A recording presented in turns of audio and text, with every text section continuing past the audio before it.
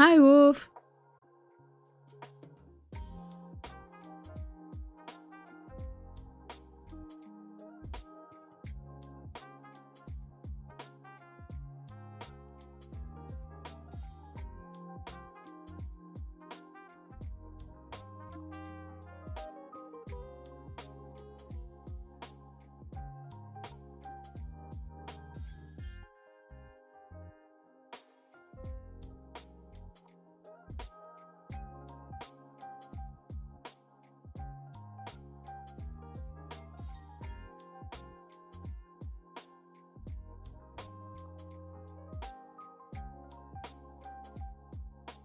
Fortnite and stuff was fun. We played like at the Jackbox party. We was playing like hella Jackbox party games, and I was kind of tipsy, so it was fun.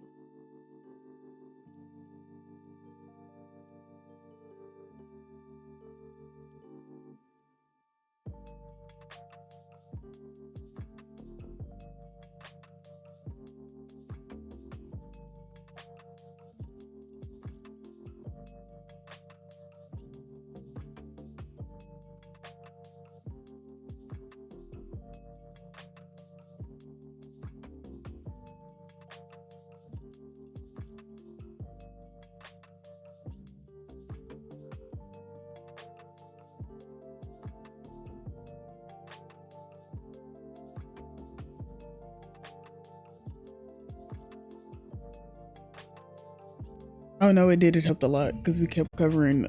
I used it very much so to cover stuff. Me and this cat really the dynamic duo. Nah, for real. I might just keep it back up there. I just have to like size it. I need to size it enough to where it matches the cat though.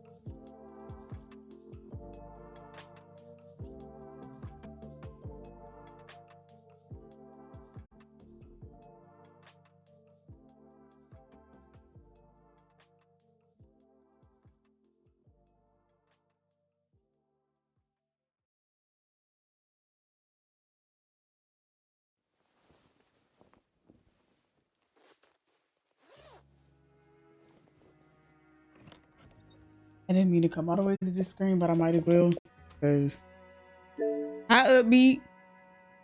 See? The wolf is like right there. Oh, wait. Here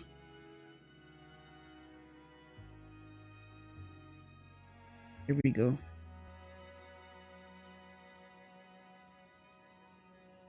If it's perfectly. But hi, y'all. How we doing today? I'm good. If y'all doesn't know, or if y'all haven't already seen, yeah, I shaved my head today. I shaved my head this morning because, yeah, I was going to, oh my goodness.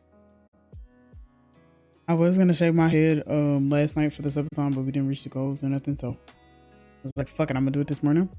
So I did it today. And then I got like a little package gift thing from my mom where she got me some, like clothes and stuff. So these are like B-Day Bali. I see you. Yeah.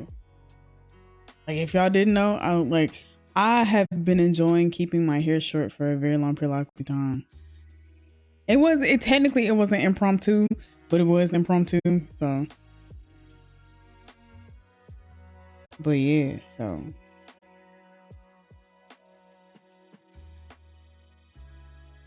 But yeah, we was like, I was a little schmizzed last night, so. I can always send you, yeah, if you ever want the playlist and stuff or whatever, I can send it to you. So. Alright. Had to make sure that my thing was working. But yeah, so this is the game that I wanted to show y'all before. It's called Beacon Pines. It came out on the 22nd. And I've been meaning to like play it. Like I wanted to play it because I played Fallout first, and then I was gonna play this, but then I ended up playing Fortnite and stuff the next night. So giving y'all 2 story games back to back is meh, but you know. Dear reader, and let me know if the music is too loud too. Allow me to introduce you to my book. Though it might at first appear like many books you've come across, it is far from ordinary. You may, therefore, have some misunderstandings about its nature. Anytime my volume low. This sound low. It's cute and it's kind of creepy. So it's like it's a little story game of. In the trailer, it said change. So the story that awaits you has not been fully told. In fact, its conclusion is not yet known, even to myself. Which I saw, like when I saw it, I was like, oh, this looks cool and cute, so I want to play it. It is in that way that my book is special. And it's an indie game. It is in that way that you are special. I'm special. Without you, there is no story. Chapter 1. Normal isn't what it used to be. This is a story about change. Yeah, it seems like it's loud. Hold on. Thank you, Solar. I appreciate you. Nestled in a shallow valley is the town of Beacon Pines. Far from the town square, across the river, past the neglected welcome sign, a young boy walks alone at dawn. His name is Luca Van Horn, and like you, dear reader, he's here for a reason. Not for a VTuber, I'm crying.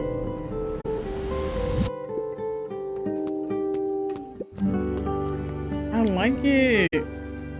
Hey, Dad. How are things going? Today's the first day of summer vacation. I start middle school next year, I guess. I was 6 years old when you died.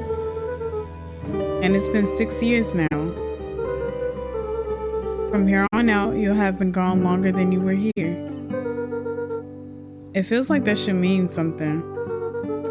Mom always said that this was your favorite spot in the world. This tree was your favorite spot in the world. Me too. Aww.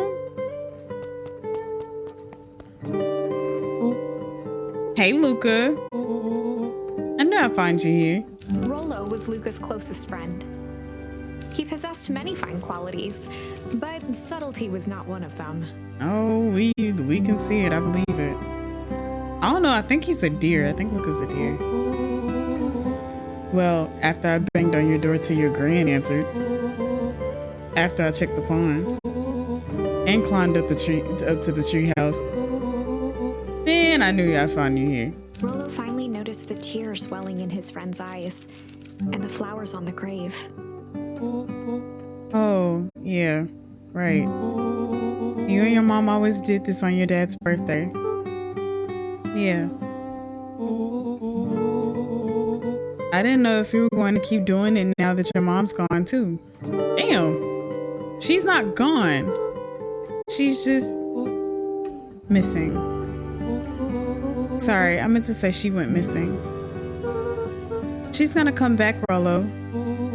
Of course she is. Okay, Dad. See you next time. Aww. I think I'm ready to get out of here. Sure. Lead the way. Oh, poor baby. Come on.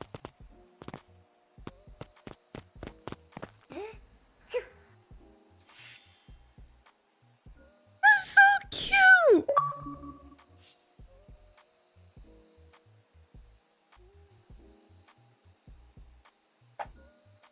Wonderful. I had a good feeling about you from the moment you opened my book. That charm is a very special thing. Very special indeed. So I wonder what they do. Keep hold of it for now. Its purpose will reveal itself soon enough. All right.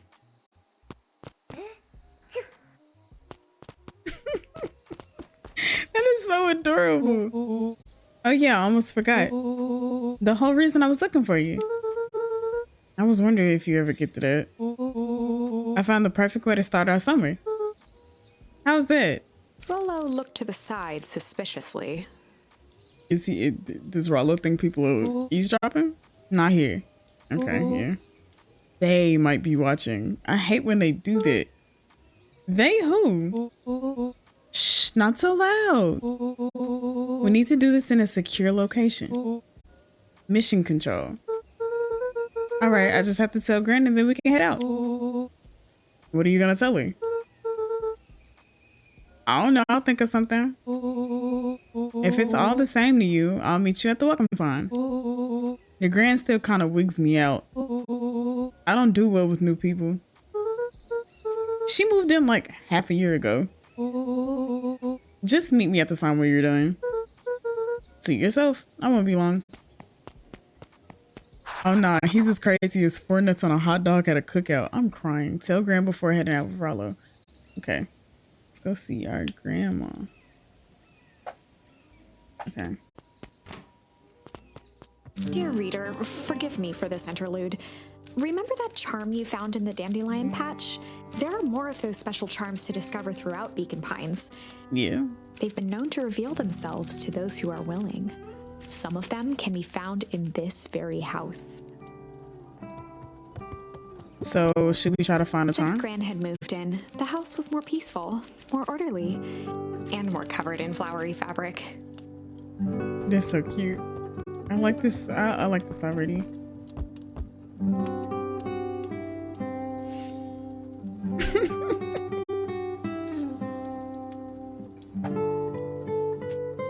So we got tickle and ponder charm. Let's go, Rollo. Just some dusty knickknacks.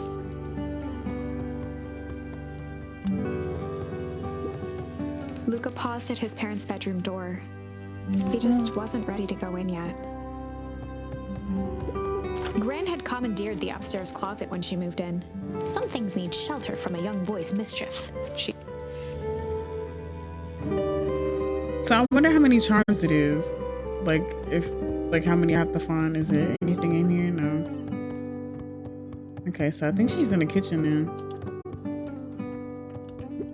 No. An array of prepared meals crowded the refrigerator, each labeled with the day of the week.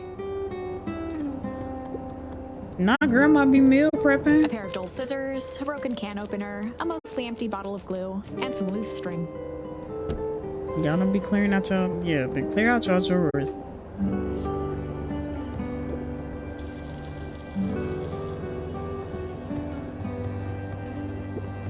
The only piece of furniture Gran had brought when she moved in was an old hutch.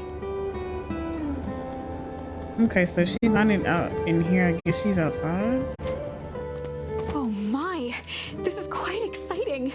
I am now certain that you are the one I've been waiting for all these years. But all I've been doing is walking around. Recall I was a bit coy regarding the use of charms earlier. Excuse me, I tend to have a flair for the dramatic. You are about to encounter your first turning point. There are certain times in this tale when everything hinges on a single word. Step forth, dear reader.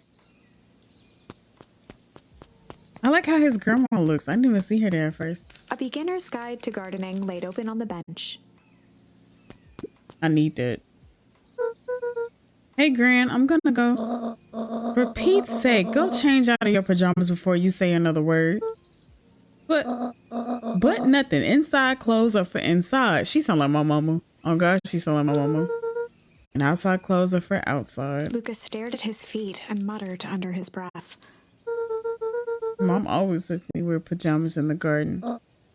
Well, Eleanor isn't here, is she? Now go upstairs and change, then we'll talk. Man. Right, of course. I forgot about the pajamas.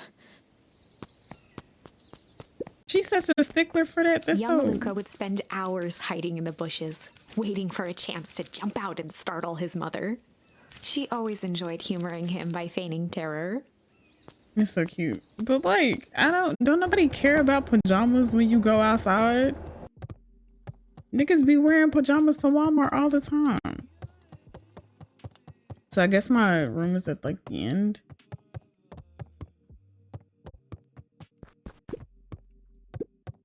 He shares a room. Luca tossed on his favorite old sweater.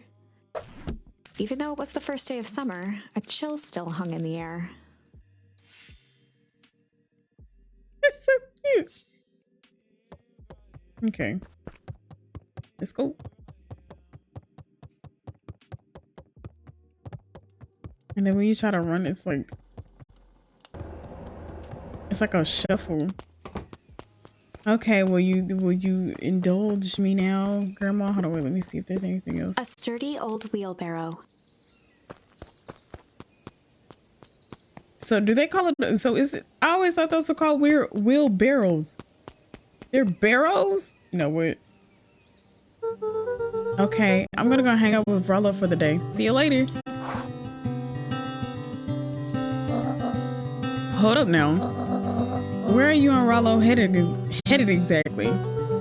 Oh, nowhere special. The less Gran knew, the better for everyone involved.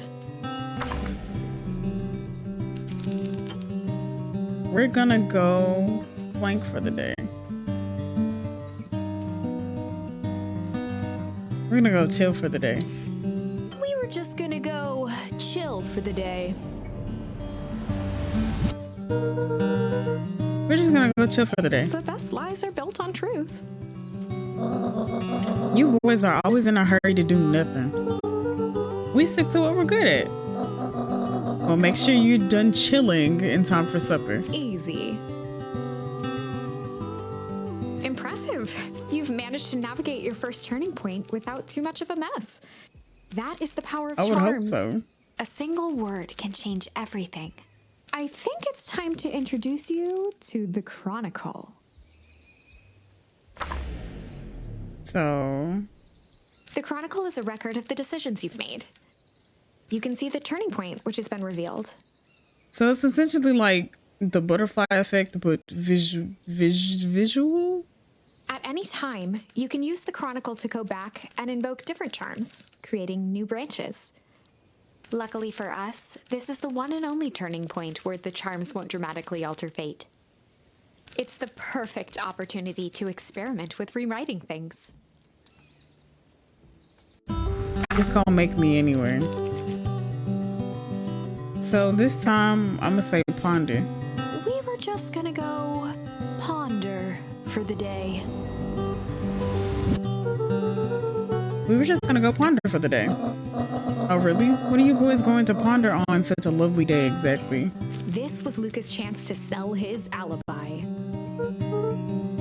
You know, big stuff, small stuff, medium, mostly medium pondering. Nailed it. Well, make sure you don't overburden yourself with preponderance of pondering. Huh? Oh, forget it. Off with you now.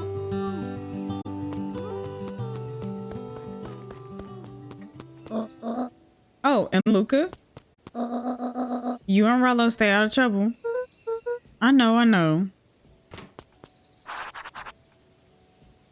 Get into trouble with Rollo.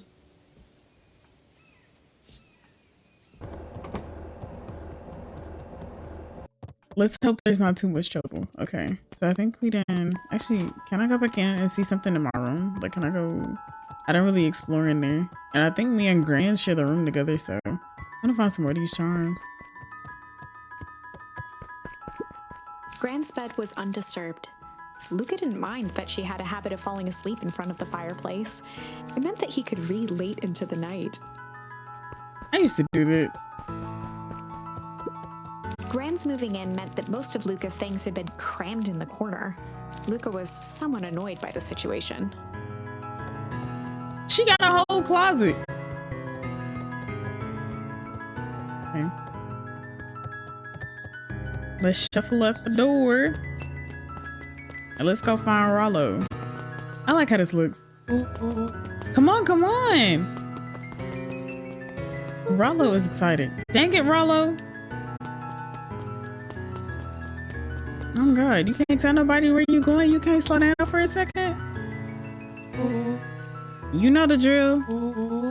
Don't let anyone discover our secret path.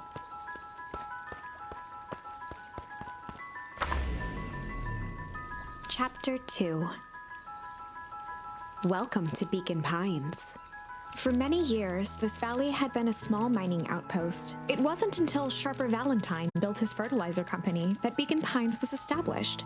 Over the next 30 years, the town had grown and prospered until the foul harvest and his sudden death. In the 6 years since, everyone was simply trying to get by. Can I talk to people? Let me see what I can look around at first before I go and hang out with Rollo. I really like this art style. Like, I'm glad that it's like a book. Like, it's a book essentially. Well, it is a book, but now to get to stand there and look cool. Come on, Andy, grab his wallet. I'm sorry, Iggy, I can't. Do it or we pound you. Yep. Yeah, but my mom said, yeah, but. If I had a nickel for every yeah, but, I'd be the freaking king of nickels. Ain't that right, Tish? Yup. Now they trying to peer pressure that poor little rabbit. What you doing? You sleeping? Hey, Mr. Sinclair. Mr. Sinclair continued snoring and lifted one eyelid just enough to see who it was, a tactic he often used to avoid undesirable conversation. Yoo-hoo, Mr. Sinclair. Wow, don't you see I'm sleeping, boy? How's the napping today? For me as always. Used to have a perfect nice view from here. Till perennial harvest put that monstrosity of a building in the way. Why don't you just move your chair a bit? Why should I be the one that moves? He got a point. But, because, well, one, he's lazy because I'm also lazy. But, right next to his house, though, if it's a showdown, they won't. I ain't gonna be the one who blinks. I want to talk to the adults on this side because I feel like, I don't know. Hey, Mr. Kerr. Hey there, pal. William Kerr was the CEO of Perennial Harvest I should have came up here and talked to you. He had become a fixture around town over the past few years. After the failing of Valentine fertilizer, the town was hungry to welcome a new source of employment. Excited for the big festival? Oh, sure. Come on now, when I was your age, There was nothing more exciting than a town festival. The food, the music, the dancing. Sounds pretty alright. You're gosh dang right it is. I'm looking forward to letting off some steam myself. Make sure to invite all your little friends. I couldn't keep Rollo away if I tried. Excellent. Sorry, Luca, I've got to get back to the proverbial grindstone. Our harvest awaits and all that. Oh. Ho now. The left side's a little low. I'm crying. Okay, who are you? Sorry, young Mr. Van Horn. Can't talk now. Very busy with preparations. Mayor Augustus Valentine. He looks so sad. Oh, sorry, guys. How many times do I... It's Mayor Valen. Flustered, Gus instinctively loosened his tie. Keep up the good work. I must briefly attend to a concerned citizen. Huh? It's nothing. Keep at it. Alright, what can the mayor of Beacon Pines do for you today? He don't look like he be doing nothing, no way. Oh. Just saying hi, I guess. Well, good day to you too, young Mr. Van Horn. Okay. And then, who are you? Mr. Van Horn, do you have a moment? It's just Luca. Golly, I'm sorry, it's my first week at perennial harvest. He pulled a pen from the pocket of his sweater vest and began to frantically jot something down on a clipboard. I hate those, like, those archetypes. Wonderful, it won't happen again. If we're going to be on a first name basis, then you can call me Pete. Oh, nice to meet you, Pete. Sorry, what are you writing? Oh, just documenting. Gosh, it's exciting to be a part of something so darn special. You know, it's not just about new fountains and phone booths. We're gonna change the world.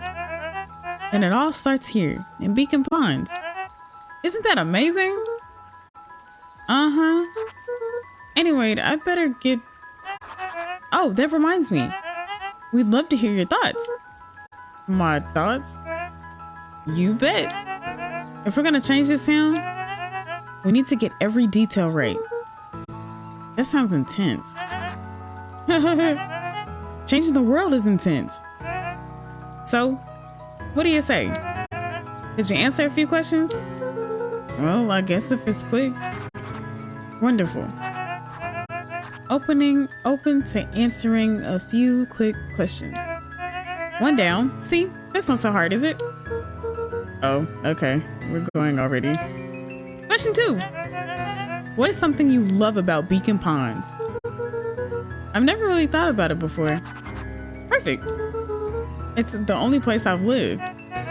See, that wasn't so painful. Pete stopped scribbling and glanced up from the clipboard. Was it? I guess not. Huzzah! Our first 3 questions answered in record time. Are you literally writing down everything? He looks so unamused. I would too, because why are you... What are these questions? Thank you so much for your time. I need to process these answers. We can save the rest of your thoughts for later. Okay. Our harvest awaits. Like everything else in the town seems so like, or at least from like here seems so like, I don't want to say like country, but it seems, no, I was trying to do the thing. Hold on, let me go back. It seems so like, hi Kiko. Can I get a shout out for Kiko, please? Old Pickler's Pond. Right now I'm playing Beacon Pines. This is like the little game that I've been wanting to play. Like it came out, I think 2 days ago. Hi, Bonnet. Damn, where you come from, Bonnet?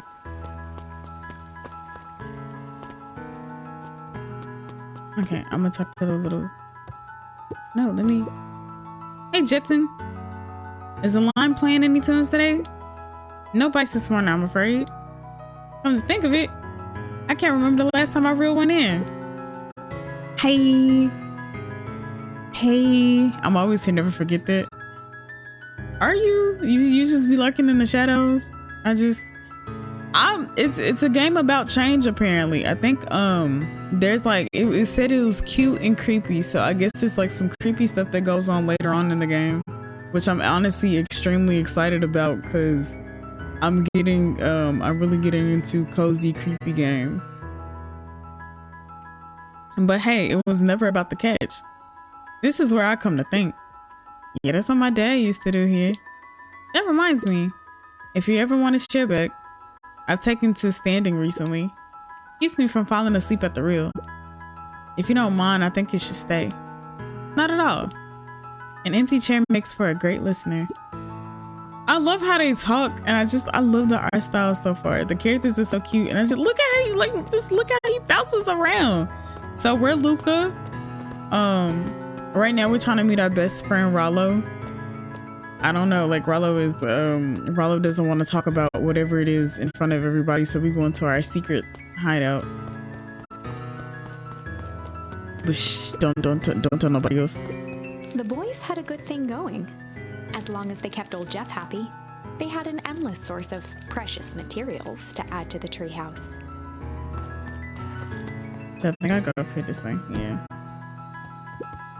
After Luca's father had passed, Rollo became obsessed with them building their own Hank atomic star scraper. It was some time before Luca realized it was Rollo's way of keeping him occupied. Excuse me. I just love they have places where we can like sit and be cool. Like that's what this is what I mean by like perennial harvest just kind of stands out. Like literally we are like, this looks so nature filled. Actually, wait, can I turn on the music sound?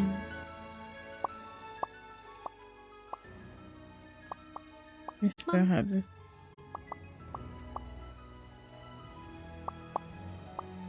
Okay, yeah. On certain nights, when the clouds were just right, the boys could tune into strange patterns of static. Rollo thinks it's aliens. He always thinks it's aliens. I feel that. Luca's winter coat decommissioned for the summer. With the cold holding out longer than usual, he reconsidered its usefulness. I don't think it's that cold out there, is it? Okay, what's this top secret plan to start our summer? So you know the abandoned warehouse by my place? The old Valentine building? Yeah, well it isn't abandoned. What makes you think that? Get this. Last night it was glowing. Glowing? Are you sure? Kinda. That place has been empty since the fall harvest? Yeah. Who would even want to poke around that place? We would, Rollo. We would. Wait. It's just a busted old warehouse. I just meant we could do some research at the library. You want to actually go to the warehouse? Now, didn't his grandma tell him not to get into no trouble and he already up to shenanigans and no good? What do you expect to find? Answers. My mom's out there somewhere, and it seems like everyone wants to pretend that she's gone for good. You don't have to come, Rollo, if you don't want to. Luca, remember that time I sort of accidentally burned down the chicken coop? And you jumped in and said it was your fault before my pop throttled me? This is a flaming chicken coop sort of deal. I've got your back. That's so cute. Thanks, Rollo. Now that I think about it, poking a decrepit fertilizer warehouse is exactly how I want to spend the first day of summer. Let's go. Rollo just be on it.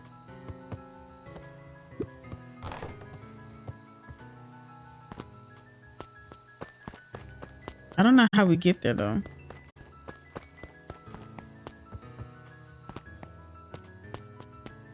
Whenever Luca saw his dad's chair by the pond, it reminded him of the days they'd pack up a couple of sandwiches and fish until sundown.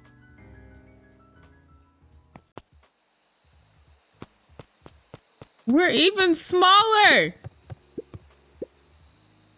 Go pick out your bait from the tackle box, Buckaroo. Luca opened the tackle box and picked the perfect bait. Luca tied a shoestring to the hook. What fish could resist a nice shoestring? Give it a good cast now. Y'all think we gonna get a fish now? You'll have to reel it in a bit faster or your catch will lose inches. Okay, let's see if I can. Luca gently baited a feather onto the hook. Good for skimming the surface.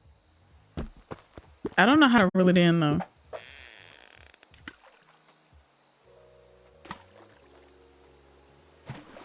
Oh.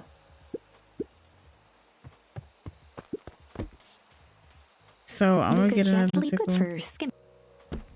Okay, don't judge me because I don't know what I'm doing.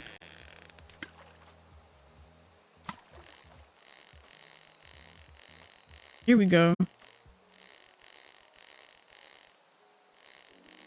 Come on. A rubber ducky? Well, I'll be switched. It's your old rubber ducky.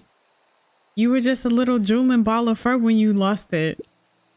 Cried for days. I told you it'd turn up. Okay, this time we're gonna try jump. What fish could I've never heard of a fish wanting a shoestring though. Imagine.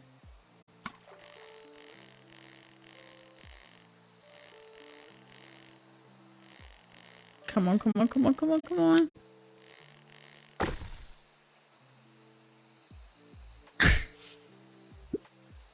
What do you think the other one is?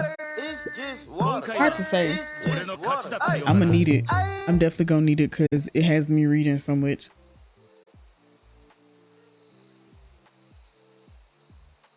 But good to know that I have a bunch of water on hand. Hard to say. Some things drift away. That's not fair. No, it's not. Well, wherever it is, I hope that the other boot at least has a sock to keep it company.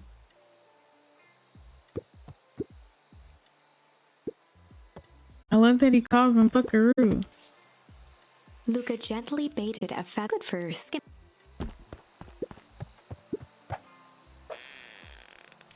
Let's see what we catch next. It's low-key subtle when it drops down in the water too.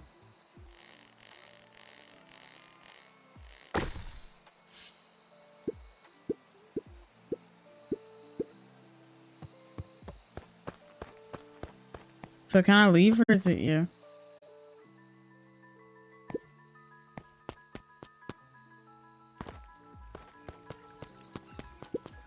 There you go, Rollo. Gosh darn it, Dave.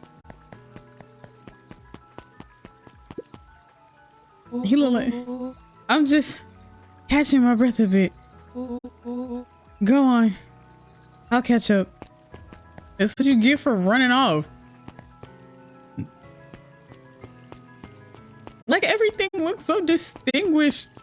It's just so I don't want to call it old, but it's what's the style of this called? What's the style called? The local paper of record, the Beacon. Hey, Mr. Wilder. Morning, Luca. What's the day have in store for you? I was wondering if you heard any news about news. The Beacon knows the news that needs knowing.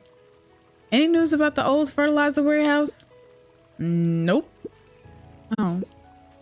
Rollo thought he saw some lights there last night. Rollo ought to be careful poking around that part of town. The winds of change are blowing. And change is a dangerous animal. Did he inadvertently threaten a child?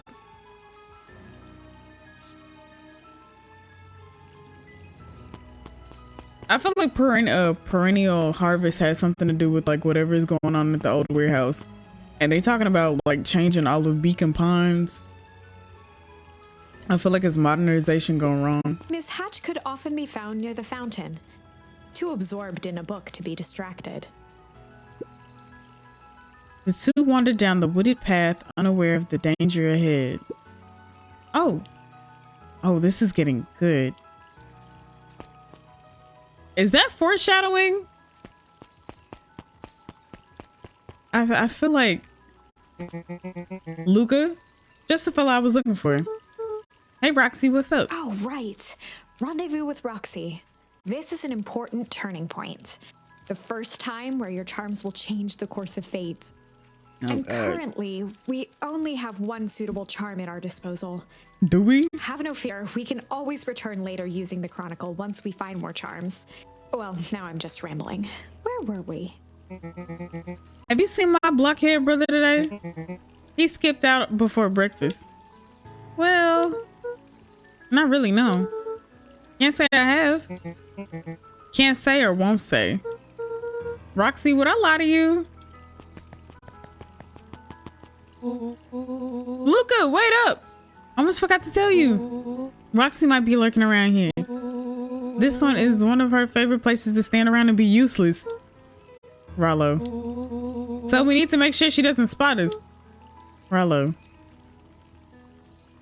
Why are you doing the turning thing with your body? What? You're not scared? You're not scared, are you? She's harmless. And a chump. And she's right around the corner, isn't she?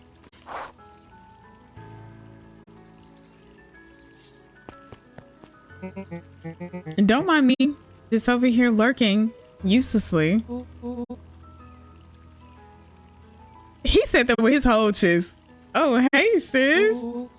Nice weather we're having, eh? I couldn't help but notice you snuck out this morning before breakfast. Wasn't hungry. Also couldn't help but notice your morning chores were left unchored. Roxy, I'm gonna level with you. I'm sick and tired of digging up carrots. We all gotta pick up the slack since the foul harvest. Almost every carrot I dig up is rotten. And the rest look like they were hit with Hank's atomic shrink array. All the more reason to keep on digging. There's gotta be more to life than puny carrots. Look, Roxy, Luca and I have places to be, so if you don't mind... Oh, I do mind. I'm not gonna catch hell again because of you. So either you march yourself home and harvest those carrots, or I haul you home myself. Rollo froze as Roxy took a step toward him, cracking her knuckles. She made her point. Luca knew he had one chance to save his friend from being dragged home. In the past, he found the best way to deal with an enraged Roxy was to be a little chill. In the past, he found the best way to deal with an enraged Roxy was to be a little chill. Come on, Roxy. It's the first day of summer. The sun's shining and we just want to take it easy. Let's leave tomorrow's problems for tomorrow. That's great, no, but Rollo's problems have a way of becoming my problems. And Pa always says tomorrow's work is best left for yesterday. March, you big oaf. Aw, rats. I expect a full report about the Valentine place. A full report! Investigate the Valentine warehouse alone. So, Fitz, what are you up to this lovely day? Nope. Cool. She just standing there being pretty hungry. She said, I'm not gonna be reeled into your drama. Hey, Mrs. Nelson. Morning, Luca. Any big plans for the summer? Not really. Heard anything about the old fertilizer warehouse? Any strange happenings? Can't say I have. Either way, a dusty old warehouse is no place for a young boy. You be safe now. Okay, so I don't know which way I should go. Should I go like in the middle or to the right? I'm actually gonna go here. Look around more. Oops, are you?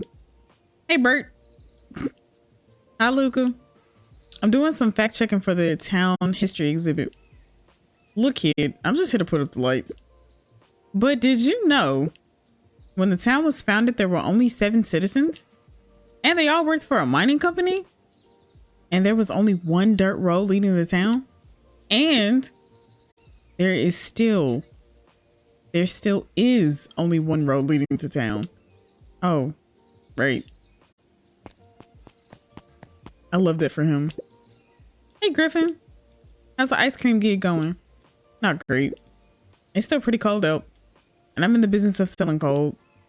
I'm sure things will warm up soon. Mr. Tolliver's not at his grocery stand? He's prepping for the festival, I guess. Gotcha. Okay, so I think the other way is how we get to the thing. I can't run any faster. Hey, Solomon. Apologies, no time for chit-chat. Bye, Solomon. The library is closed. Here's the drugstore. Luca, my boy. Hold up a tick. Oh, hey, Mr. Nuncreep. I was just on my way to. I just sold the last jar of your grandmother's preserves. Can't stock the shelves fast enough. Turns out. Hey, that's great, but I guess Juniper will just have to swing by with more of her lovely jam. Uh-huh. Well, don't let this odd man slow you down. You just remind her that she still owes me that dance. A promise Gran regretted the second it was made. Will do. She's a fine woman, that Juniper. Are you trying to hit on my grandmother through me? Sir. Leave that woman alone. Yeah, she's pretty cool, I guess. A real fine woman. Sir! Gotta go. Sweeter than any jam on earth. He love that lady. He want that lady. Oh, hey, Luca. Hey, Joey. How's the bug hunt going? Not great. Bugs have been shot this week. Bugs get shot? Oh, sure. Bugs aren't different. Oh, sure. Bugs aren't that different from people. Sometimes they just want to be left alone. If you're going into Weep Wood, just be careful where you step. No bug crunching. Got it. I feel like Perennial Harvest had definitely has something to do with all the stuff that's going on. Into a small hollow at the edge of Weepwood. Okay, no turning back now. Caution, electrified fence. Is that a new sign? The fence thrummed with a gentle electric buzz. Okay, so what would Rollo do if he was here? Luca often asked himself what Rollo would do, so that he could rule out that I keep calling him Rollo instead of Rollo. I'm definitely not touching the thing. Is there a way to go through it? No, okay. Just climb down it.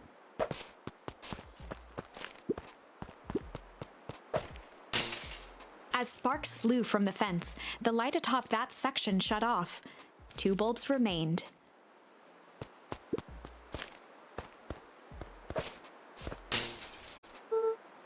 That's 2. 1 more to go. I don't know why I didn't let me pick it up earlier. The fence's buzzing gave way to silence. The fact that it was that easy to dismantle an electric fence with berries. Okay, moment of truth. Every kid in town knew the old Valentine fertilizer building. Long abandoned, the warehouse once served as the industrial heart of Beacon Pines. Now, it stood only as a reminder of things left behind. The dormant building showed strange signs of life. Okay, so Rollo wasn't exaggerating for once. What's going on here? There was only one way to find out. It's like caustic gas is oozing from the buildings. The hose emitted a subtle sound. It was actively draining some kind of liquid. That's gross. Wow, this smells awful. Too bad Rollo's not here. He'd have no problem poking around in there.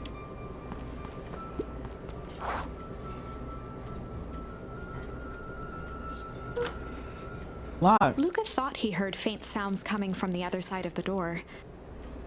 He pressed his ear against the cold metal to hear better. A zipper? What's that? The sound of footsteps grew louder. Hello? Shit.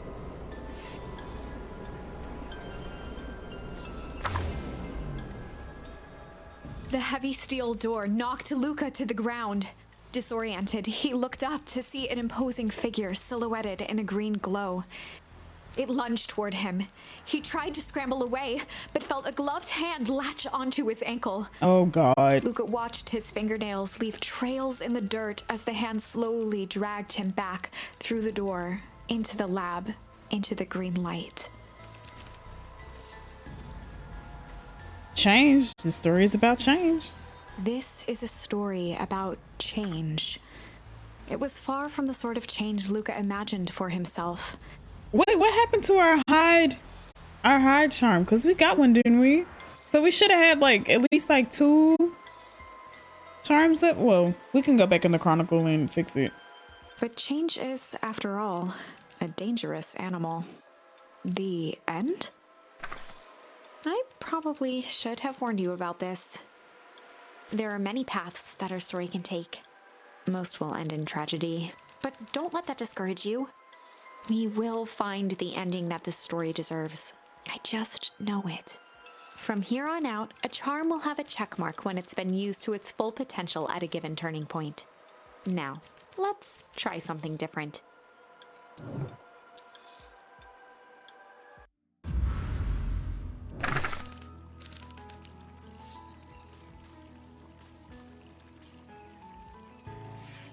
In the past, he found the best way to deal with an enraged Roxy was to be a little shit. Make a break for it. What have you done? Did that little shit just kick me? Run all you want, you little twerps. You gotta come home eventually. Sorry. Rollo. For the love of Christ, Rollo. Hey, Solomon. Sorry about that. Rollo can get overexcited sometimes. Solomon Valentine, current ward of and future successor to the Valentine fortune, huffed as he brushed off his pants. A town of complete and utter fools. One wonders if it's worth taking anything here seriously. Either way, I'm really sorry. No matter. How are you doing? Me? Yes, with all the business about your mother and whatnot. Oh, I'm getting by. Still no word from her at all? No. That is truly a shame. Your grandmother has taken residence to keep house? Yeah. And how is that going? We mostly stay out of each other's way. You make it sound like she's really at home. It's not like that. She just has a lot to do. Mm-hmm. She's still settling in and trying to figure out how to make ends meet. Indeed. Well, count your blessings. It's better to have a caretaker who is rarely around in lieu of one who tries to compensate by smothering you with attention. That doesn't sound so bad. Trust me when I say it's best to rely on yourself. Family has a way of creating more problems than they solve. What the fuck? Solomon trifled a gesture toward the approaching heiress Valentine. So is that his mom or his sister? Speak of the devil. Do not wander off like that. I'm too busy to be looking all over for you. Apologies, Iris. I was just taking a stroll through town. Strolls are for commoners. Girl, did you not just use your legs? A female dog indeed. You're a Valentine now. I want you to be present for the construction of the History Museum. The future of this town relies on its ability to remember our family's great past. Of course.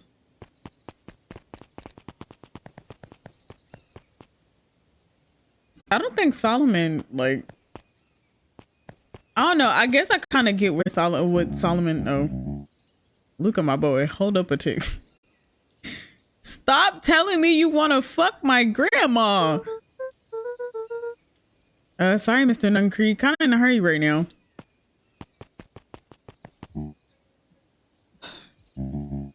Boy's got too much of his father in him. All you wanted to do was tell him how you miss his grandma. You know what? I win. Little help. Come on, Rollo. I am the champion. Luke is so sick of his shit. We were racing. Did that rope get longer? Like anything ever changes around here. It seemed longer. You're just lightheaded from the run. You really need to pace yourself better next time. Not sure why I would take advice from second place. Has the sign always been there? Wait, what? Caution, electrified fence. No, that's definitely new. My let's go. Bro, that man was like, I'm a champion. I'm a winner. Random thought, mint ice cream looks like toothpaste with dookie crumbs. Put it back. I've never liked mint ice cream. I don't know any sane individual who has ever liked mint ice cream. It's essentially like just mint is gross. Creepy. How are we gonna get around the electric fence? Don't worry, I've got this. Why did you do that? Rollo is it's spare parts. Rollo is definitely spare parts. Pa always says you can figure out what the plan was when you're done. Great. What now? Well, I did my part. Established that touching the fence is bad. I mean, we knew that from the jump, though. It's electrified fence is on the sign. I'm sure you can handle it from here. I'll supervise. From a safe distance.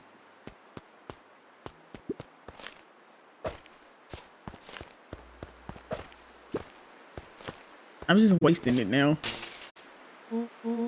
Whoa, you're a genius.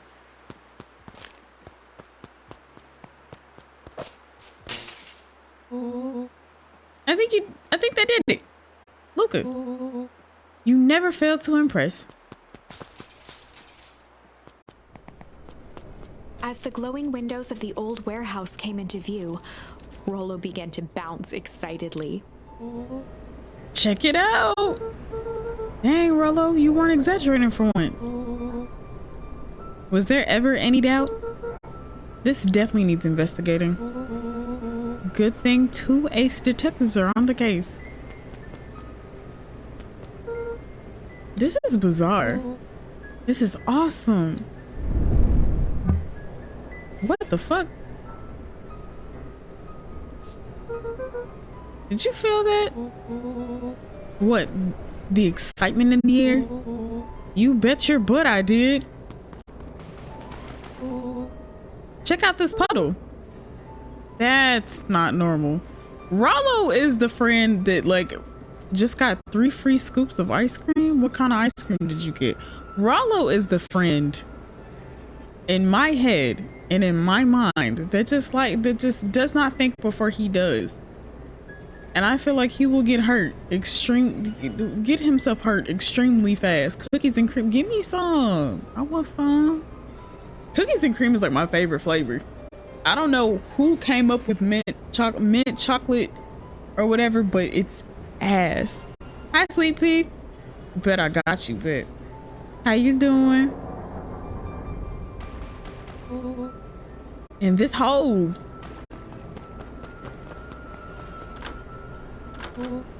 Oh man, the door's locked. Try harder. No dice, they won't budge. Oh well. This dumpster is new, right? I bet it's got stuff in it. I really can't see what's in here.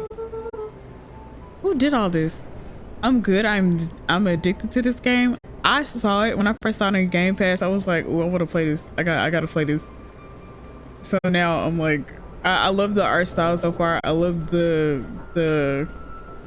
What kind of book is this? Like a child? Like it's like a children's book. Like I love that feeling, that aspect. Who did all this? My nose is itching. I think I smell some treasure. Are you sure that isn't the hazardous waste? Just help me get in. Rollo, it would be my honor to throw you in the trash. Imagine. Well, can agreement, chocolate chip be fire sometimes. IDKY, I just like the feeling. I mean, it reminds me of like that feeling after you've brushed your teeth and you've eaten something, but you've specifically eaten chocolate. Come on, lady, look. So, what's in there? Let's see. There's a squishy bag of squish. Wow. Choose your adventure books where you choose where what you will choose will determine the ending. Yeah, I like this, but it's like in video game form. I think my inner child is extremely pleased. A good inch of stagnant sludge. Your natural habitat. Wait, hold the phone. Hold two phones. Check these bad boys out. Are those walkie-talkies? Bro, I wish I had a best friend when I was growing up that I could have given a walkie-talkie to. The way that I had walkie-talkies, but like I never used them. Like they bought them for me, but like they just had no use. Just like Hank Atomic communicators. Do these actually work? They have hazardous waste on them. At least put them in the puddle to clean them off. Ground command to Atomic Hank. Hank, do you read me? This is Hank Atomic Ground Command. You're coming in 5x5. How are your vital readouts, Hank? It's getting a little stuffy in here. Requesting assistance for evac. Help is on the way. That's so cute. What was that? Someone's coming. Give me your hand. I'm trying. My hand's covered in squish. Oh, fuck. Oh, bother. Scoot over. I'm coming in. Oh, bother.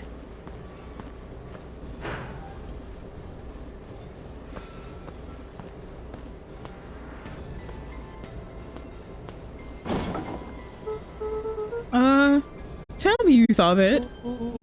Dude, I don't know what I saw. He's coming back and down. Don't tell me these kids are going to have a dead body put over them. Oh, God. The boy sat petrified under the weight of the bag. Oh, God. Tell me that's not what I think it is. Luca, do you know what separates run-of-the-mill detectives from ace detectives? A ridiculous hat? When the chips are down, ace detectives dig deeper for clues. Rollo felt around at the large sack which burdened them. Aha! He snapped off a tag from just within a small zipper opening in the bag. It's some sort of badge or something. What's it say? Rollo held the badge up to a faint shaft of light within the dumpster. Dr. Prescott, Deep Engineering. It's a name tag. Who would throw away a bag full of slimy old name tags? I think it's just one name tag in a bag full of something else. Okay. I think we should make a break for it. Stay calm. This is no time to panic. I'm not panicking. You're panicking. Rollo, calm down. You don't have to squeeze my hand so hard. Dude, I'm not holding your hand. Quit messing around. What other slime covered hand would be in here?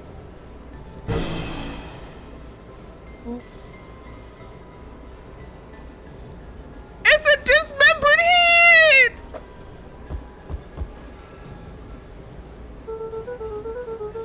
I'm beginning to see the benefits of your run for our lives plan.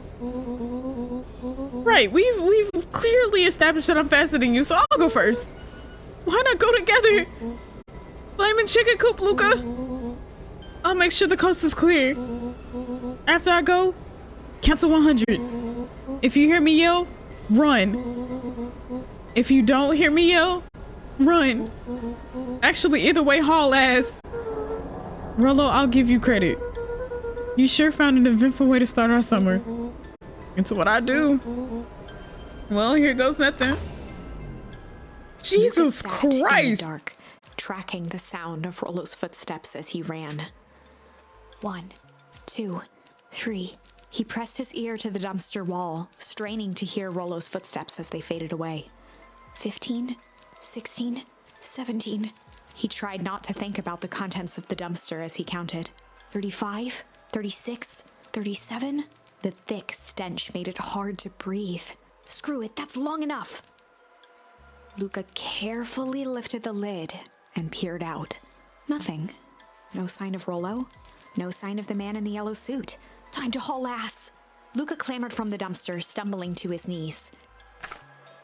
He was up like a shot and running, sprinting toward home as fast as he could. Beacon Pines flew by, blurred by the tears that welled up in his eyes. He wouldn't remember getting home at all that night. Throwing his front door open, storming up the stairs to his room and surrendering to sleep almost as abruptly as he hit his pillow. Chapter 3. These children need therapy after that, because I don't know how I would feel about being that close to a dead body in a dumpster. Finding a friend. The next morning, it was quieter than usual at the breakfast table.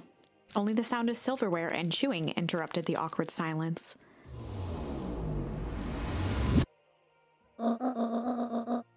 I finished jarring a mess of jam last night. So that don't need to get delivered into town today. Okay. So what did you and Rollo get up to yesterday? Oh, nothing interesting.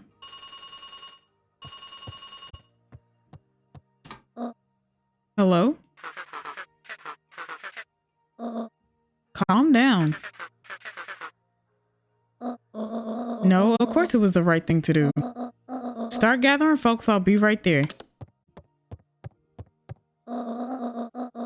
Are you sure there isn't anything you want to tell me about yesterday? Anything I want to tell you? Not really, we just sort of ran around a bit. Gran's brow furrowed. She let out a long sigh. Her voice was quiet and even. I have to go take care of something. You are to stay in this house for the day. Under no circumstances are you to leave. What? If I am not back by dinner, there's stew in the icebox. But nothing. You are to stay here, understand? Yeah. Say it. I'll stay here until you get back. Good. So is it something? Oh, and Luca? You left the icebox open yesterday. We're not made of money, you know.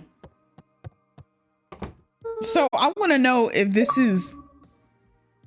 this has something to do with what they found yesterday, or if it's a whole separate issue, but they all connect. Well, that was strange. Cause I mean, honestly speaking, like I feel like some of the normally adults don't take kids seriously. So to know that it's possible, 100% possible to think that they know, they just don't want to scare the kids. Is there anything back here that I can look at that I didn't look at first? She's making me stay in the house and I don't even know. Fuck.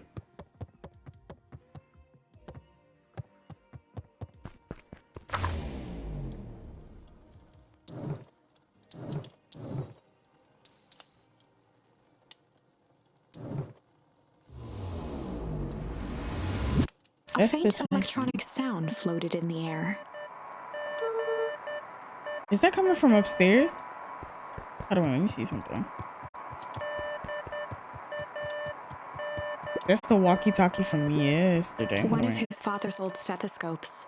Luca had spent countless hours listening to anything and everything with it. Not for years, though. Can I close it back? Okay. I didn't know I could close things back. My bad. Hello? Is anyone there?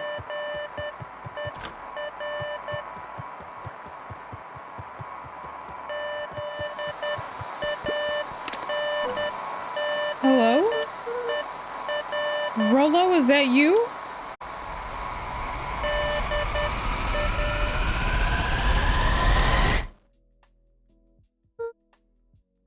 Over? Nah, this shit wacky as hell. What is going on? Luca glanced at the now silent walkie-talkie. He wasn't sure what to think.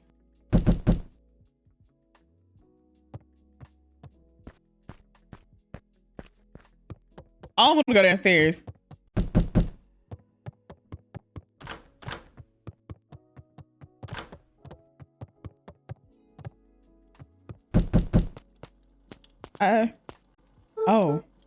Oh, hey, Roxy. If this is about me, accidentally kicking you yesterday. Is Rollo here? No. Look at me, Luca. This is serious. Is Rollo here? No, I haven't seen him since yesterday. Rollo didn't come home last night. What? A pit formed in Luca's stomach. Where was the last place you saw him? We were playing around in Weepwood, and then it was late and we went home. Weepwood? If he's alive, I'm going to kill that little creep. Is there anything else? Anything that he said? Luca's mouth felt dry. No, we were just messing around. Tell her! Okay. I need to go let people know to check the woods. You just stay out of trouble. Go see if he's hiding in the library or something. Luca could feel his heart beating in his throat. Bro, where my nigga Rollo? Come on. Rollo. Where are you?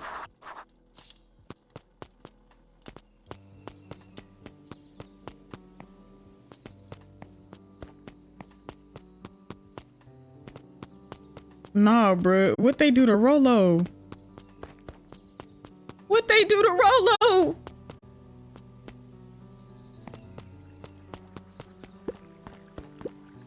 Hey, Bert. Have you seen Rollo? Nope. Though I've mostly been talking to clipboards. They're setting up lots of stuff for the festival. This one said he had to process some answers. I told him that was fine. I'll wait right here until he gets back. They done stack stuff in front of Mr. That's not Mr. Sinclair, is it?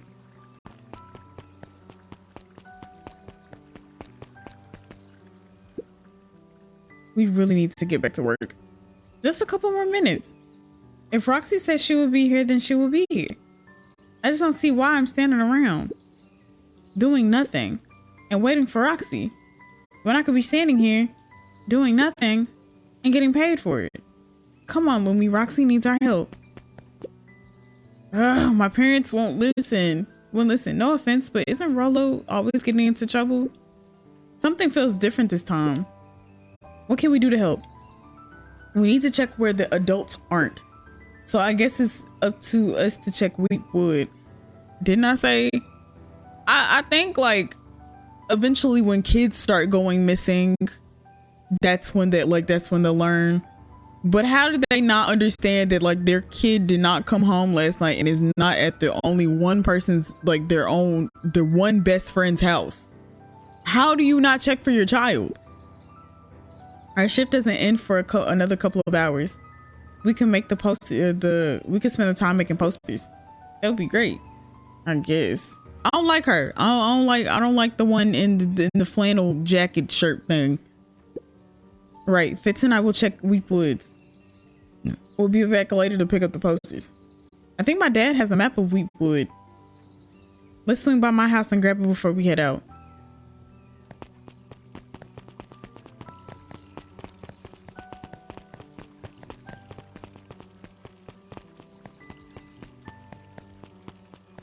Actually, can I talk to them right quick?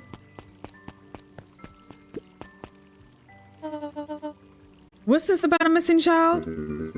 I must stress that the situation is completely under control. No, it's not. Cause like your friend, like this is like the group's friend and you over here being a hater. You over here being an asshole. She said, we need to find my little brother. You saying, but why though? Isn't he notorious for trouble? Girl, but this is different. Like he didn't come home last night. It just all seems so terrible. And you're sure there's nothing we can do to help? Nonsense, young Mr. Young Mr. Carter will turn up safe and sound, I am certain. You just focus on settling in. I trust my sister has supplied you with suitable lodging? Oh yes, Miss Valentine. Oh yes, Miss Valentine has been more than accommodating. We were just telling our daughter, Beck, that... Now, where did she run off to? Okay, so I think we're getting introduced to a new character.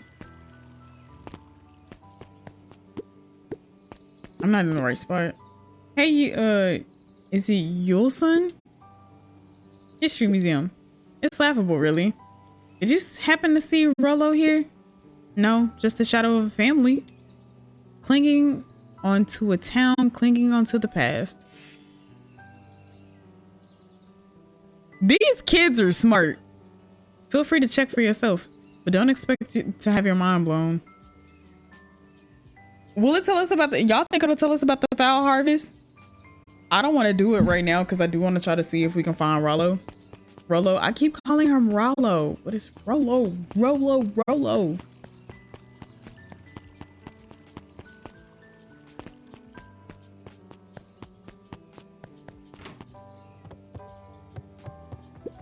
Kato volunteered at the library during the summers. He wasn't very social, so he'd dedicate each summer to becoming an expert in a single subject, making him a reliable source of very particular knowledge. If you were to ask Kato something he didn't know, he'd escape into the dusty old bookshelves and return with just the right thing. Hey, Kato. Kato was lost in his reading. Luca crooked his neck to see the title, Introduction to Melitology. What is metallurgy? Oh, hey Luca, you snuck up on me. Good book? Don't know, just started. He gestured to the shelves. I'm really running out of books. I haven't read yet. So now it's on to the wonderful world of bees. Turns out bees are pretty cool. For instance, did you know that around 70% of bee species actually live in underground tunnels? Or that if there are two queens in a hive, they will fight to the death for supremacy?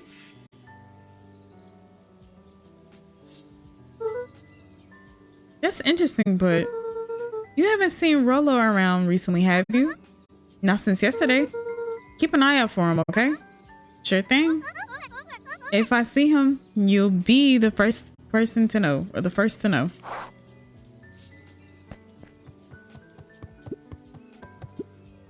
Hey, Jace. Oh, hey, Luca. Did Rollo come by? No. I was actually surprised. He's usually here early on days when a new issue drops. Rollo's the biggest Hank Atomic fan I know. Besides myself, that is. Well, if he does swing by, tell him to meet me, you know where. I don't know where. No, he knows where. Oh. Roger that, Space Cadet. The bottom corner shelf was a dusty array of thick science books. Only one binding was clean enough to read. Cellular Biology and the Chemistry of Mitosis. Boring. Mycological Phosphorescence. Ugh. More like myco, complete mess, complete loss of interest. The entire top level of the library was devoted to comics, most of which were Hank Atomic and the myriad of lesser revered spin-offs. That was like the whole entire thing up there. Okay. I want to see if we can get another charm in here, because if we can't. So far we have, I think I said if all of them, yeah, okay, so the newest ones that we have are Fight, Cling, Strange, Rumble, and Shame. And I think everything else has been used for stuff, but I don't think they're not gonna let us use it again. A peek behind the curtain. The methods and ruminations of Patrick C. Montesquieu, one of the greatest acting minds of our time, by Patrick C. Montesquieu. Ooh. Sally Seashore's simple succulent sundries. Y'all could not get me to say that. Luca brushed off a smudge of dust. Or maybe it was flour. 30 recipes so easy you'll doubt it's even edible. So now we have 6. Let's go.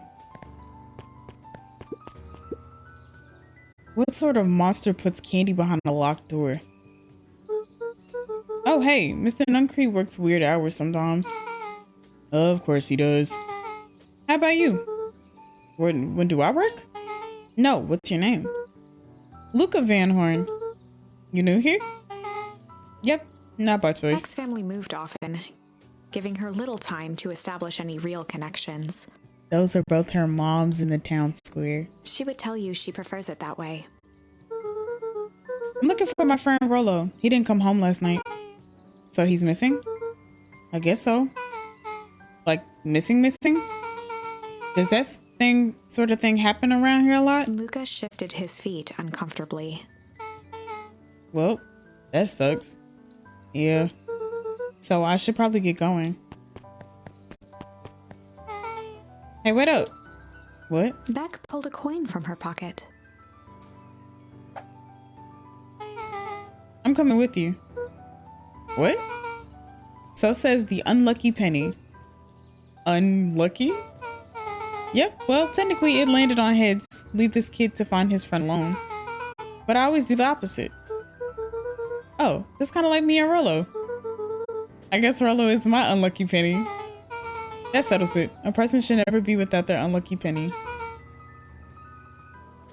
Let's go find him. The name's Beck. Pleasure to meet you, Beck. I suppose I could use some help. Try to keep up. I think the next place that I want to check is our little hideout. Joey, have you seen Rollo around?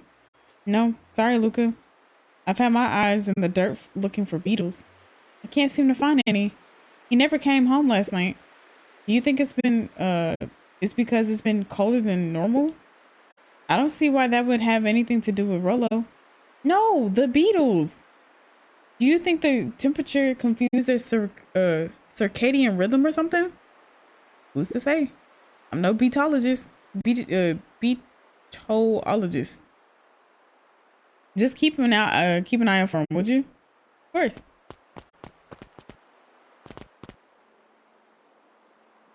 It's like they boarded it up.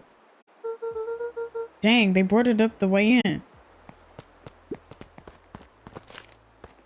Can I break it? No. Okay, come back. Hey, look, it looks like a path goes this way. I think that, like, something has made it to where that it's not actually, like, the... I don't want to say temperate. I guess, like, the seasons have, like, been weird and wacky. And I think it has to do with the place here now. Luca felt a chill as he approached Beck. Her eyes were locked on the strange green liquid. The nearby grass was coated in a fine layer of frost.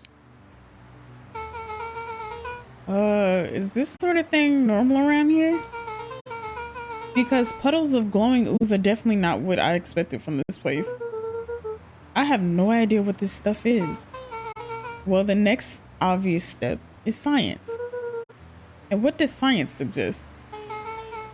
Poke it with a stick. Luca watched as Beck dipped a broken tree branch into the goo. Beck's eyes widened as flowers grew from the dead wood. first small buds, which quickly bloomed into vibrant petals. What the? Oh. As quickly as they had grown, the flowers began to shrivel and turn gray. Beck dropped the stick with a grunt of disgust. Okay. So the science tells us this skunk is weird as hell. Yeah, it seems dangerous. Hey Tish, look what the cat dragged in. Yep. I don't have time for this right now, Iggy. Aw, don't say things like that. It hurts Tish's feelings. Ain't that right, Tish? Yep. She looks fine to me. Why, hello. I don't think we have been properly introduced. Iggy's the name. This is my compatriot, Tish. Yep. You probably heard of us. Can't say I have. I forgive you just this once on account of you being new around here. Why would you hang up with this dud? Oh, he seems pretty alright. Iggy, why do you have to be so... you?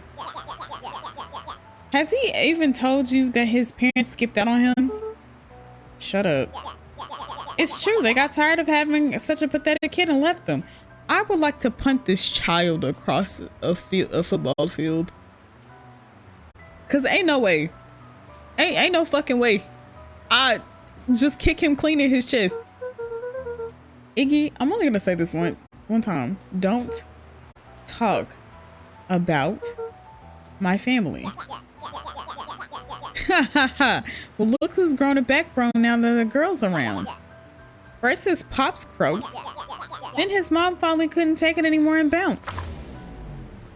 Now he finna get his ass beat. He took a step towards Luca, his sneer lit by the glowing puddle. Beck could see tears welling in Luca's eyes, his fists clenched. Some things about Beacon Pines were very different from the city, but a bully from a hayseed town is really no different from a city bully. Beck took a deep breath and thought. Well, time to bust out the strange. Well, time to bust out the strange. All right, Luca, looks like you need a little mud bath. What's wrong with you, new kid? We're about to pound your friend. Beck stared in silence, the only sign of life being the twitch of an eye. It's weird when people don't talk. Yep. Stop being a weirdo. Hello? Are you some kind of wackadoo? Makes sense. Wackadoos travel in packs. Hey, dude. At the sight of Iggy taunting Beck, something in Luca snapped. Iggy's smirk shifted to a look of shock as Luca launched himself into his stomach. Ah! Iggy's clothes were drenched in the glowing ooze. You jerk, you ruined my clothes are ruined. I'm gonna... Iggy's voice began to slur as he struggled to get up.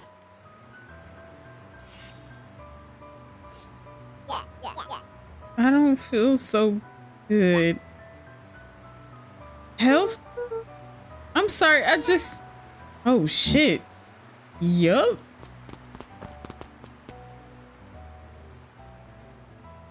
That's so... That was intense. Iggy's gonna be okay, right? Nothing about this seems okay. The person at the warehouse. This strange ooze and what it did to Iggy. Was Rollo caught up in all of this? Bro, my friend better not be dead. We have to find Rollo. You took the words right out of my mouth. Property of Valentine Fertilizer Company. Looks old.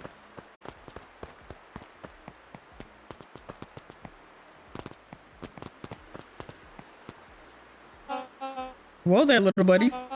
You startled me. What in the dickens are you up to in this part of town? We're just helping look for Rollo. Rollo. Oh, you haven't heard the good news? Rollo showed up safe and sound a bit ago. Really? So where was he? It's funny, really. He just got a little turned around in the woods. I don't believe this. They can be disorienting, you know? I'm starting to get that impression. Rollo's at his house now getting some well-deserved rest. Wow, that's a relief. You two should scurry along before you get yourselves lost. Yeah, come on, Beck. Can't wait to introduce you to Rollo. Oh, that reminds me. Look at your grandmother was looking for you. She was? She was worried, sick. You should march straight home. I guess. Beck, your folks might be getting worried too. I'll walk you home. I need to talk with Nellie about work anyway. Glanced toward Luca. I guess all's well that ends well. That's a little too. I'll introduce you to Rollo tomorrow. Sure. Glad he's okay. I don't trust him. Rollo was safe. A wave of relief washed over Luca, which was quickly replaced by a sense of dread. Gran is going to kill me. That's fine. My best friend was in danger. If he hurried, he might just make it home before sundown. Chapter 4. Our harvest awaits. Luca took a deep breath and gingerly opened the door, steeling himself for Gran's wrath.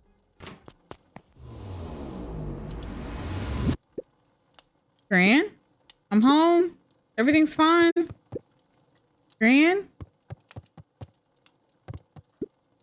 Gran? I know I wasn't supposed to go anywhere. I was just helping look for Rollo. She not out here either.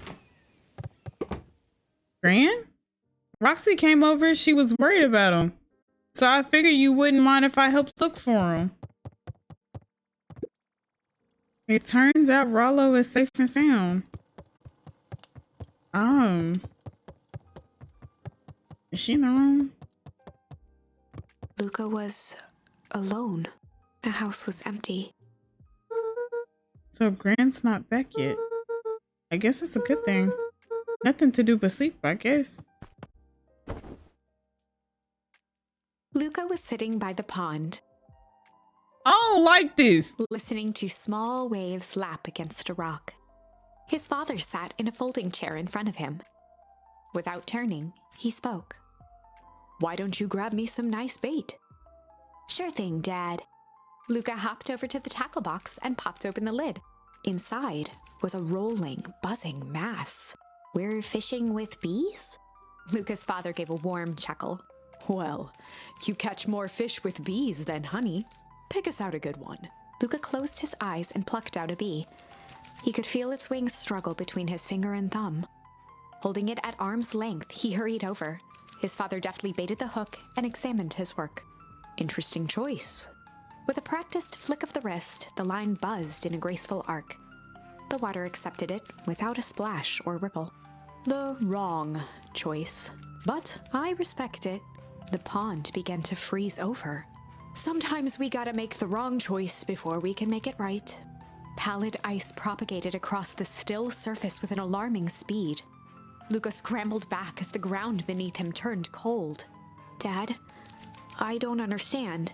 Sorry, kiddo. Understanding isn't always part of the deal. The relentless ice shot through the fishing line toward his father. Dad, look out! His father casually wound the reel. None of it's your fault, you know. Never was. Dad, we have to go! Luca grabbed his father's shoulders, trying to pull him away. Please, you have to run! The ice crackled as it spread across his father's hands. That's the thing about fishing, Luca. His chest began to crystallize.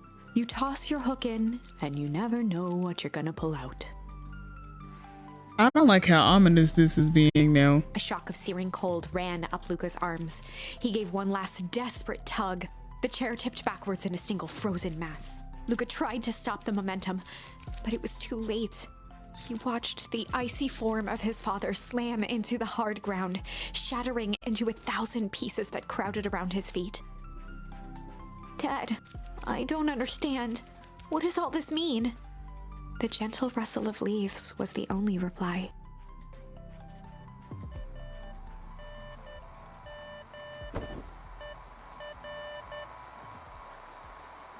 Luca's eyes struggled to focus on the walkie-talkie. Rollo? Faintly, he could hear Rollo amongst the noise. Luca! Rollo, is that you? Luca! There? Rollo, it's the middle of the night. Luca, thank God. Listen. I don't know how long this thing will work down here. Down here? Rollo's voice was coming through more clearly now, but some words were still just static. Listen to me. Someone grabbed me yesterday. What? The man in the hazmat suit? It was... Took me to some sort of... I think I'm underground. Underground? Are you okay? Kinda. They seem more interested in... For now, at least. Mr. Kerr said you made it back home safe. Kerr, no.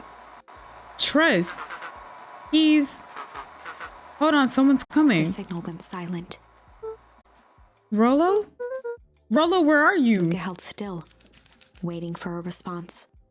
His pounding heartbeat marking the passage of time. Okay, I think they're gone. Getting worse. I can barely hear you. Rollo's voice began to fade. Losing signal. Not much time. Mission control. You need to... The treehouse. The treehouse. The signal died for good. What was he trying to say about the treehouse? What's at the treehouse? The antenna. He wants me to use the antenna in the treehouse to get a better signal. Rollo, you're a genius. Luca grabbed the walkie-talkie and sprinted to the treehouse. In the dead of night. Hook up the walkie-talkie to the radio in the treehouse. Okay. So it was here. Oh wait, no, it is down here because that's like where my dad's buried. So here. Luca heard a group of footsteps approaching. He dashed behind the bushes to avoid being spotted.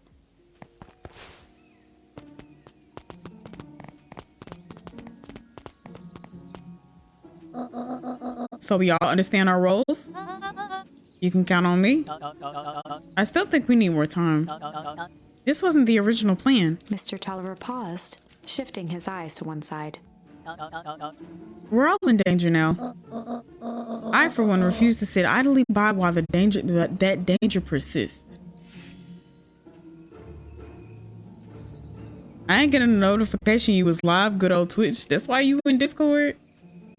I mean, I think it should be a little better in Discord though, but I don't know. I probably should. Like, I don't be tweeting at my streams neither. And then like I'm live on TikTok too, so my phone is like all the way on the other side, so it doesn't double up the audio. Hiram, you just keep your wits about you. Mr. Tolliver took one long, quiet breath. You're right. You can count on me. I just wish we could have made that deal with Iris Valentine. Her resources would have still come in handy. As I said, I had no time to contact her after your call this morning. Plans change. How is Luca holding up? He's fine. There was no alert in Discord? Hold on, let me see.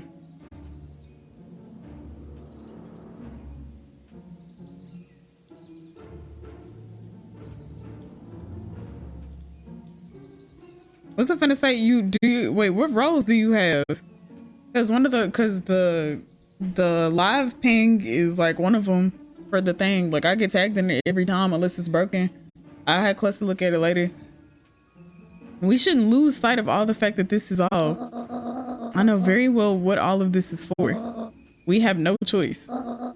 Operation Sparkplug has a new objective. Are we in agreement? The three shared a determined look. Good. We'll reconvene after the festival. So, from what I can tell now,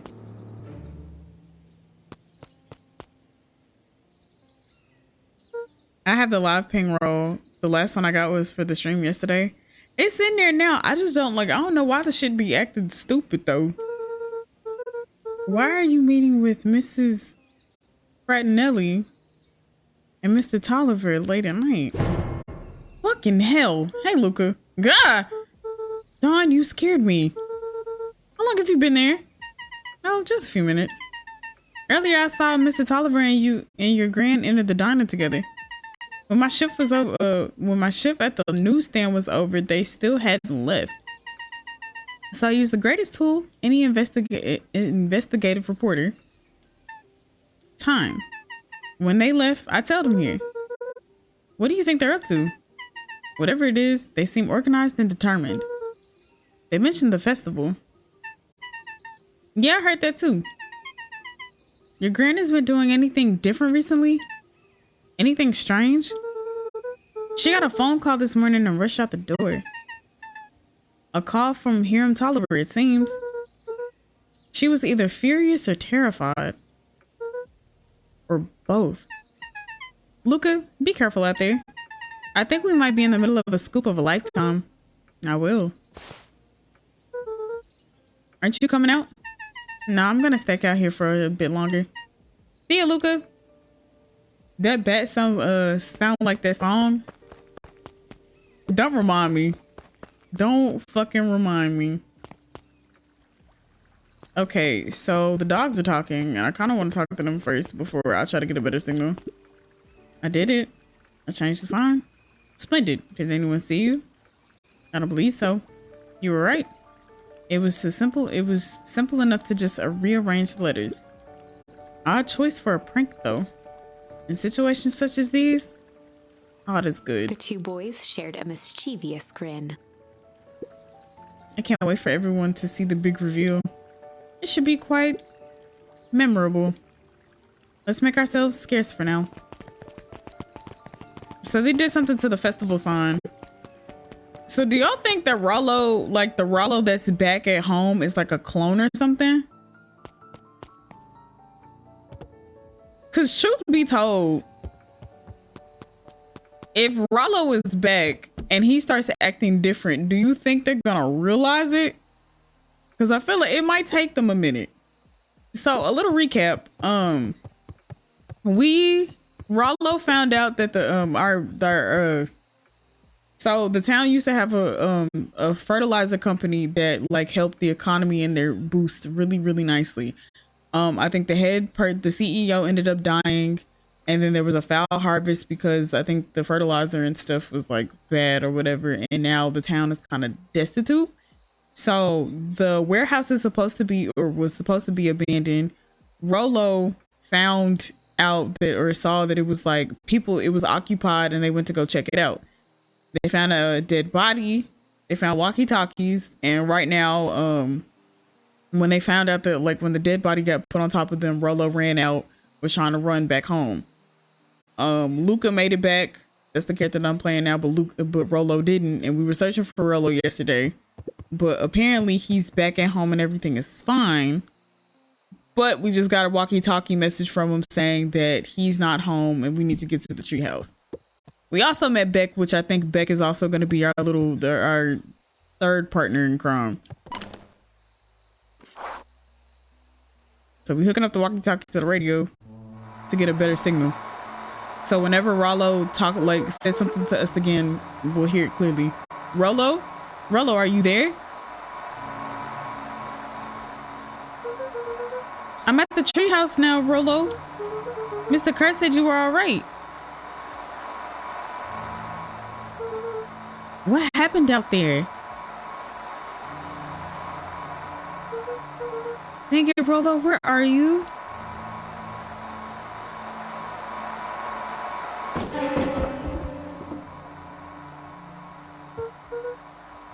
Who's there? Luca could only see a cloaked shape behind the rocket. I've got weapons in here, so you better come out right now. He strained to hear as a muffled voice began. Weapons? How could you hurt something that's already dead? Fear gripped Luca's throat. Is this the little boy? Who are you? What, you don't recognize me? I guess I don't even recognize myself anymore. Luca stared at the ground for a moment, trying to place the dampened voice. The figure shifted slowly from behind the rocket, revealing itself to Luca. I'm a monster, and now they hunt me like the beast I am. Iggy. Luca reached over empathetically. Iggy's tone jolted to dejected anger. Don't touch me. This is all your fault. Luca slumped to the ground, overwhelmed by guilt. I'm so sorry. I didn't mean to. I lost control. Man, fuck Iggy. Don't sit up here and start talking about somebody's family, missing and deceased, and then don't think that you... Hi, A. Mom. Hi, Mama. What is this game? It's so cute. It's called Beacon Ponds, but it's cute and creepy. We done had some very creepy occurrences happen. A lot has gone on in the past like hour and some change. So you couldn't control yourself for a second, and I get to be like this forever? Fuck you, Iggy. There must be a way to fix this. Oh, you're gonna be my savior? Perfect little Luca saves the day with his positive attitude and the power of friendship. None of this matters. There's no time. They're after me. They chased me through Weepwood. I only came in here to hide. Hide from who? I was gonna say cozi-esque sounds cool. But cute and creepy sounds like a solid game to me. Girl, you are cracking me up. Bro, guys! Look. Okay, so what y'all missed so far? I'm gonna pause it. I'm gonna tell you what we've had to deal with so far. So, let me also take this off because this is gonna... Oh, God. It's also going to make me upset. So, currently, we are in the town of Beacon Ponds, and there's a festival going on. So the story behind Beacon Ponds is that there was a fertilizer company that came in and helped the economy, but the CEO ended up dying, and there was this big event called the Fowl Harvest, which I guess was in relation to the fertilizer company going out of business. So the kids, right now, what's I gonna say, Rolo and Luca were hanging out one day or whatever, and Rolo, that's his friend, was talking about how the warehouse where the fertilizer company was at ended up, like, it's supposed to be abandoned, but there were people there. So they went to go check it out, and there was a dude there in a hazmat suit, and there were also there was a dead body and all these things. While they got the dead body was on top of them in the trash can, so they ended up leaving. Rolo, yeah, because they think that, like, wasn't gonna say Luca thought it had something to do with his mom, which BT dubs Rolo, no, Luca's mom is missing and his dad is dead. This don't look like a game with no dead bodies. They ain't showed the dead bodies, but they got dead bodies. There be bodies. Rolo got captured, but we didn't know that we were looking for him all day, and we met somebody new, and Iggy wanted to come up to us and start acting a fool. Luca kicked him in his stomach, and he fell in some ooze, got all on his clothes and stuff, but now he looked like that. So it's not, that's his fault. He shouldn't have been talking shit. Talk shit, get hit. So, but stuff is now happening. We don't know it. Like, I don't know exactly like why things are happening. I think it has to do with the fertilizer company that's there, or perennial harvest, whomsoever. So we trying to figure out. But we now know that they said Rolo is home, but I don't know if that's a clone of Rolo or if it's like a stand-in for Rolo. There's so much going on. I like the sound of this, right? I love this game so far. And Rolo, the real Rolo, we got walkie-talkies too, so the real Rolo is on the ground, and we in the treehouse trying to get a better signal, but then this motherfucker popped up trying to be mad at us because of the shit that he caused. So I don't know. Thanks for catching us up to speed. You're welcome. Because y'all was gonna be a little confused, but I'm gonna end up keeping this VOD up anyway, so y'all be able to see it. This is my birthday gift to myself because this is it's I love this game. I'm starting to love this game a lot. So it's really weird though. All right. So currently Iggy is telling us that somebody is chasing him, and I think it might be the people from the... Thank you. Wait, how do you like, what do you want to go by? I don't know how to pronounce your name correctly and I don't want to butcher it. So like, if you have a nickname that you want me to like call you or something, let me know. Hours. Cause I don't want to say it wrong. So, hi from who? Who's after you? Luca. Oh, you can call me Hours? Okay. Luca. So that's Rolo now. Rolo? It's not safe, Luca. Rolo, where are you? The treehouse. I'm at the treehouse, Rolo. Where are you? No, Luca, the treehouse isn't safe. They said they were going to the treehouse. I was trying to tell you to stay away from the treehouse. Who said they're going to the treehouse? The clipboards. What did I tell you? Those perennial harvest wackadoos are after me. They've been chasing me, yelling questions at me. What sort of questions? They were saying the same stuff they always do, but it's different now. Less asking, more threatening. We're gonna figure this out, Iggy. Yeah, well, thanks. Hello? Is anyone present in this arboreal domicile? Crap, they found me. Luca, what's happening? Don't panic. You stay here. I'll see what they want.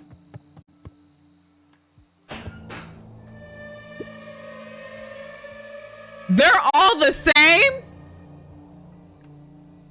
Why are they all the same? Hello, Mr. Vanderhorn. We would love to hear your thoughts. Do you have time for an informal chat? We will be brief. Your time is valuable to us. Be down in just a second. Of course. We have a problem. Luca, you gotta get out of there. Who's out there? Is it them? They knocking like they pay bills? No, for real.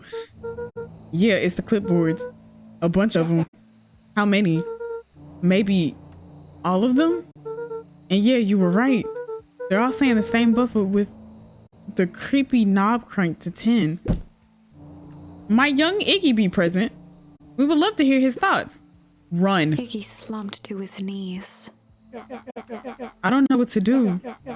I'm just so tired. Luca, what do we do? Luca grabbed the walkie-talkie and headed for the window. Follow my lead. Luca and Iggy climbed up the back of the treehouse to its roof, where Rolo had constructed his MCDC, the Mission Control Defense Cannon. From behind the crowd of clipboards, William Kerr strode forward, a warm smile on his face. Ain't no way! I'm sick of this man. Iggy, there you are. You gave all of us a heck of a scare. Go away. Just leave me alone. Oh, I'm sorry, Iggy, but no can do. Don't worry, though. We're here to help. Help? Then why were you chasing me? Luca, can you talk some sense into your pal here? Just look at him. He's not well. What's wrong with him? What did that gunk do to him? Well, that's a pretty honking big question, Luca. All you need to know is that he's sick. He's real sick, Luca. I just need you to let us up there and take care of him. You told me Rolo was okay, that he was back at his place resting. He is. Poor fella just got a little lost. That's a lie. That's a harmful thing to say, Luca. I thought we were buddies. Why are you trying to be buddies with the child, sir? I don't like this. I hate this man. This went from 0 to 100 extremely quickly. Why? Because he lets you ramble on like a wackadoo? Nobody likes you, you creep. Kerr's smile faltered. Why don't you pop on down here so we can have a face-to-face? Yelling like this is gonna give us a heck of a sore throat. And who wants that? Luca's grip tightened on the MCDC. What did you do to Rolo, you liar? Well, shucks, Luca. The only teeny tiny fib I told you was that he was at home. He is resting and he is perfectly safe. For now, at least. What happens to him next is up to you, Luca. Look around. You're in quite the pickle and I'm the only person in the whole wide world who can help you. You get to decide how this ends. He gonna have us try to give up Iggy, and I don't want to give up Iggy. He's caught in a trap. Even though I don't fuck with Iggy. When there's no hope.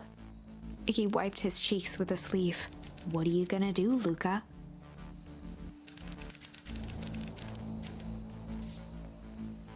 Let's fight. Luca drew himself up and decided to take the only option they had left. Fight. And he's threatening a child at the... He swung the mission control defense cannon around, aiming it confidently at the smirking face of William Kerr. Hey, Mr. Kerr. Luca summoned his most insolent demeanor. Rolo sends his regards.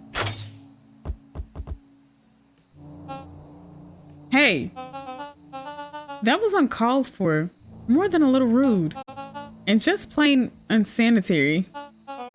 Luca, I really did think we were good pals. What a shame that it's come to this. Kerr turned his back on the two boys. And this. With a nonchalant wave of the hand, he made his exit. As the clipboards began to slowly advance on the treehouse, Luca looked to Iggy with resignation in his eyes. The end.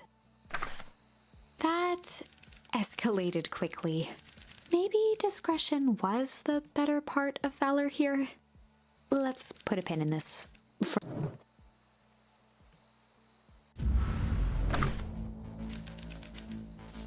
I only have fight. Luca drew himself, swung the mission control defense cannon around. Luca summoned his most...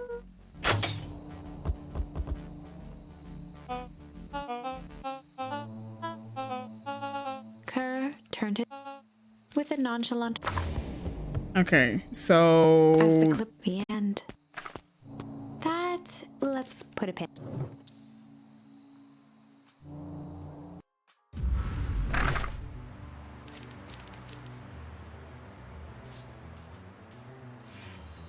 Well, we gonna try to not fuck up Iggy this time. Hey Tish, wanna see something cool? So this is where Iggy was over here talking shit about our dead father and our missing mother. And the first time we kicked him in his stomach. So now we're gonna tickle him and see how that outcome is, so we don't see so the other stuff doesn't happen. Yup. Check it. Beck lunged forward and began to tickle under Tish's arms.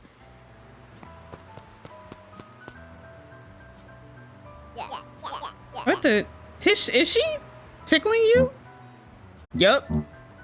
Hi, yup. Hi, yup. Tears began to form in Tish's eyes as she gasped for breath between gales of laughter. Right. Beck redoubled her efforts until Tish finally had had enough. I'm crying. What just happened? She seems nice. Sorry for the interruption. I think you were just threatening us. Iggy's eyes darted around, a realization dawning on his face that he was now outnumbered. Cause fuck Iggy. This one I can actually wholeheartedly say fuck now because he's just a dickhead. I just remembered. I have somewhere to be. See you around, new kid. Iggy kicked at the puddle before making his escape. Whoa. What a little creep. Beck, I think you got a little ooze in your hair. Beck shook the ooze out of her hair as best as she could. Oh, it made it white. Is it bad? Depends. What are your feelings about having a more mature, refined look? Oh, God. Chapter 4. The best policy. So, I forgot to mention that some of the stuff in this game is that we have charms. Actually, I'm gonna let this read out first and I'll explain it. Luca paused for a moment, catching his breath. He'd only just met Beck, and somehow he already managed to drag her into this mess. Hopefully he could make it up to her. But finding Rollo was his primary concern. So we have these things called charms, and in certain situations, a lot of the words will help us advance in the story. So depending on, so we only, like in that last fight, all we or in that last section or that other section, the only word that we had was fight. So had we had another word, we probably could have used it, and we would have had a different outcome in the situation. So we can always go back to the tree and what is that? Change, struggle. Yeah, so we like have different yeah, we have a bunch of different ways that stuff can like be had or different outcomes and stuff like that, and we can always like change them with just one word. Luca, what the hell are you doing out here? And why did the kid with gray hair just run past us in a panic? Roxy and Fitz looked drained. It was clear they'd spent all day searching. That's Beck. I don't care who she is. What happened? We were just helping look for Rollo. Luca, I need you to start telling me the truth. Roxy's temper could often be dismissed as the impatience of an older sibling, but this was the most intense Luca had ever seen her. Her eyes were wild and unfocused, right? Looking straight through Luca. We're running out of time. In a torrent of rambled words and tears, Luca broke down. Rollo and I were just playing in Weepwood yesterday. We were investigating lights at the old Valentine warehouse, but someone was there in a strange suit. We hid in the dumpster with a heavy bag dropped on us, and I think it was a body. And so we ran, but we got split up, and I ran home. And it's all my fault. And now my best friend may never come back. Wow. Just, wow. Roxy, still exhausted and angry, softened briefly as her eyes hunted the ground in thought. With a determined sigh, she looked up at Luca. It's not your fault, Luca. Rollo's gonna be okay, I promise. Roxy drew herself up. I'm gonna fix this. Luca, go home. But I want to help. This is too dangerous for a kid. You're literally only a teenager, though. Like either they're teenagers or like they're in their like early, late teens, early 20s.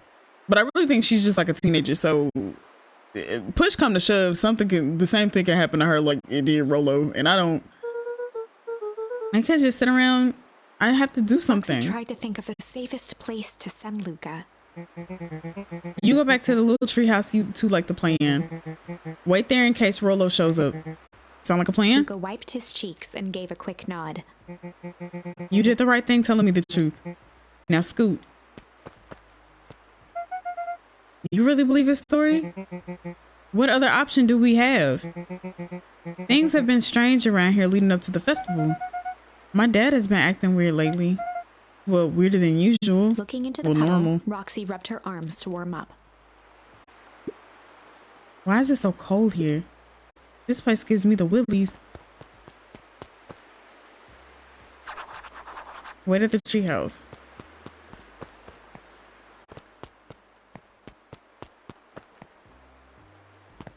Mr. Nuncree jumped with a start. Whoa, don't sneak up on me on an old fellow like that. Sorry. Who are you talking to? What? Luca motioned to the phone booth. Oh no. I was just checking because I thought I heard it ring. But the dang thing never does, of course.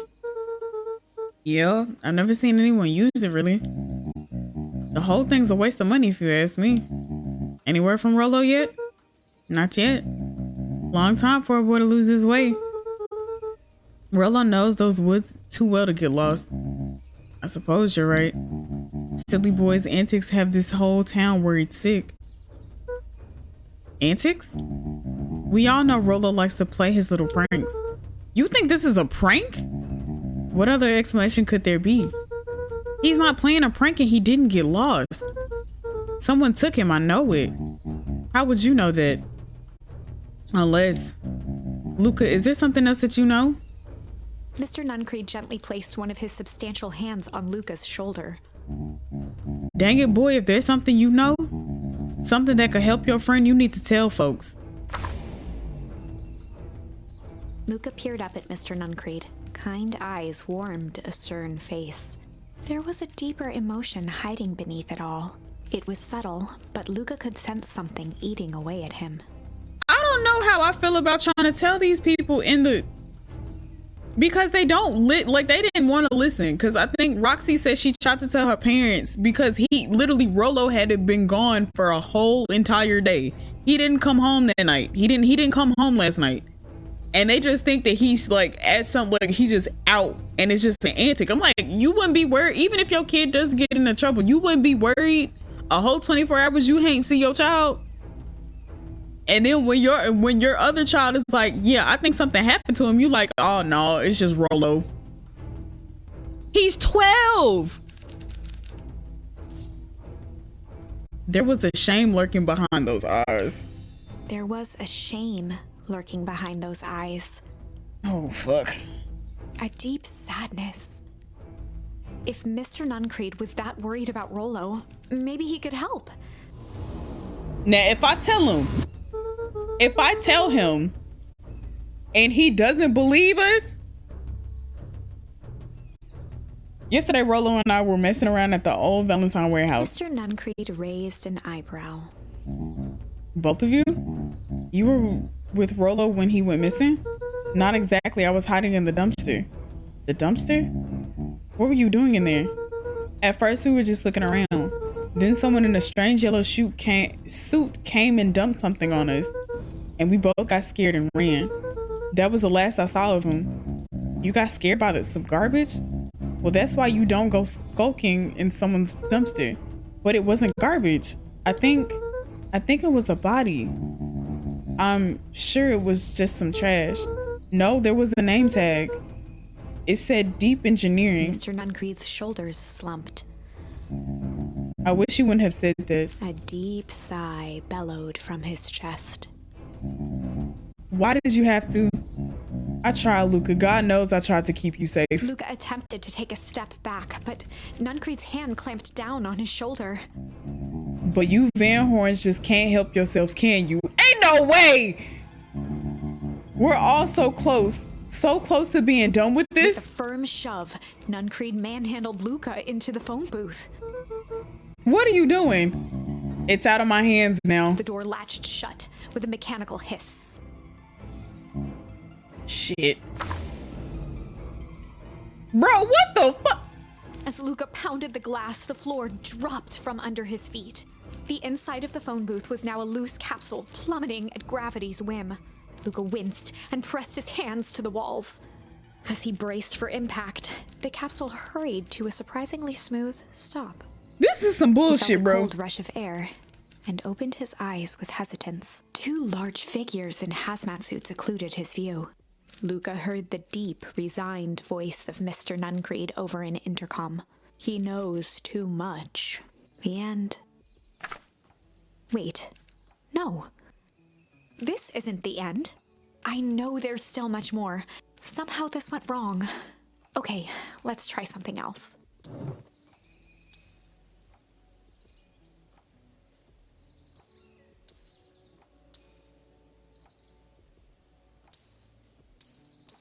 Jesus Christ. So I'm trying to go back and see where I can... Okay, we're going to start all the way from the beginning. We're going to go all the way back. Because I need to see if there's some more charms like elsewhere. This game is really cool with the way they got different endings to explore the story. I love it. We were just gonna go chill for the day. We're just gonna go chill for the day. The best lies are built on truth. You boys are always in a hurry to do nothing. We stick to what we're good at. We'll make sure you're done chilling in time for supper.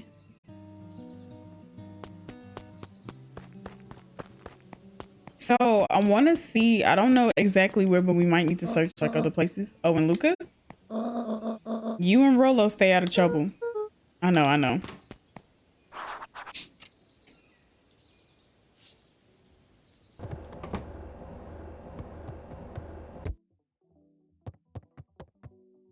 I definitely forgot to close the icebox last time because she said something about it. So So we don't know at this point, because we're all the way at the beginning. We don't know anything about anything right now. So what I'm going to try to do is find some... Gwen had already lit the fire. She kept a warm house, as if by grandmotherly obligation. So we're gonna try and find some more charms. Hopefully.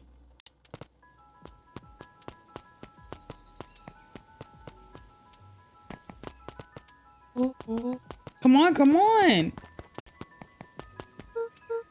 Thank you, Rollo. I don't want to go that way though. The road leading to Beacon Pines was long and uninspiring. A sort of natural barrier for the impatient. For a town that saw few visitors, the welcome was perhaps more grand than necessary. I'm trying to see as much as I can because I need more charms. Because I can't fight Mr. Kerr, and if Mr. Nuncrete gets a hold of me, then that's it. You know the drill. Don't let anyone discover our secret path.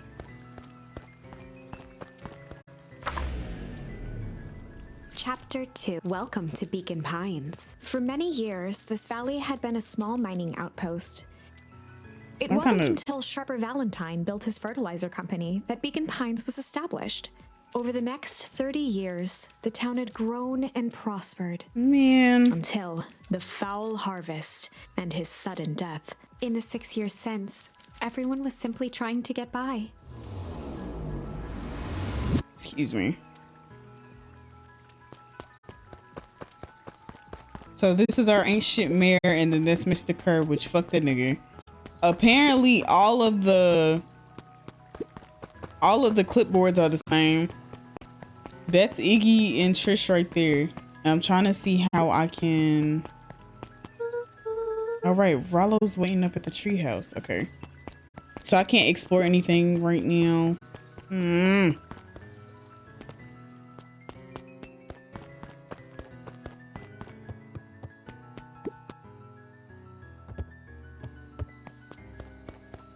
Is there anything else?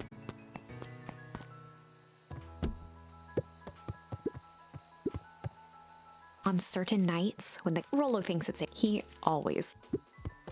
Aliens. After Luca's father, Rollo became a. It was sometime. Even preoccupied. Okay. Okay, top secret plan to start a summer. Abandoned warehouse. Isn't abandoned. It was glowing last night. It's the fall harvest. So we're gonna go to the abandoned warehouse and all that.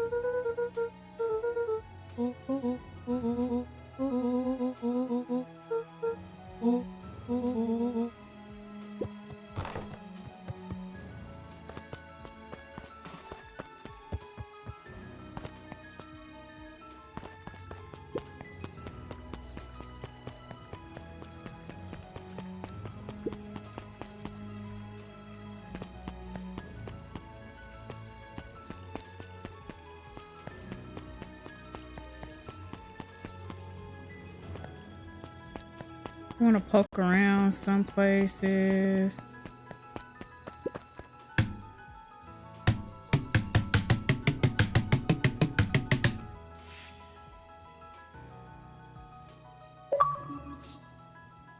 Okay, there's one. Play that funky music.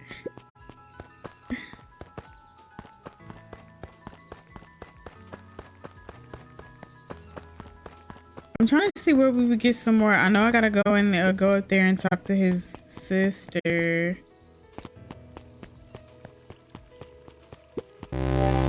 Neon! Hi! Welcome in, y'all. Oh, you're so cute.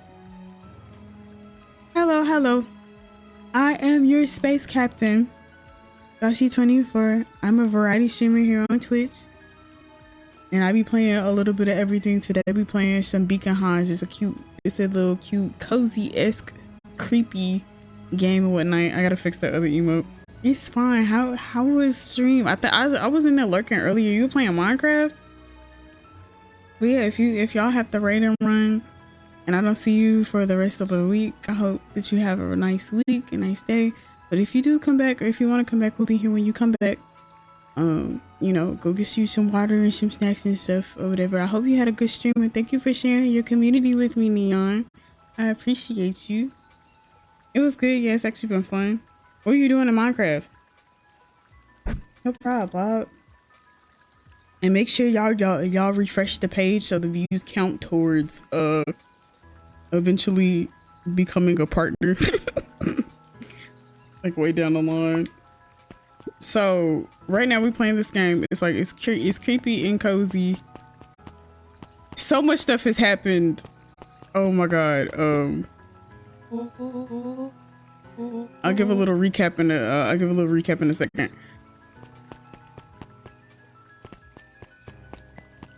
Can I go back this way? Oh, I didn't even come this way last time. So right now, so this game has a bunch of different ways where you like where your choices are impacted by the story, or like at least words are impacted by the story. And currently we have two very messed up endings that we are trying to fix, but I don't know how to fix them yet. But we get these things called charms, and they have like different words on them because of the stuff that because of some of the stuff that we do. And there'll be turning points in the story where we can use those words, and if we have multiple of them, we can use them like however. So currently what I'm trying to do is get past two branches in the story that lead to bad endings. So let's talk. I think this is the bat that we met earlier. Hey Dawn, sorry to wake you. No problem, it comes with the job. Dawn had dreams of becoming a big-time reporter. At night, she searched for the story that could be her big break.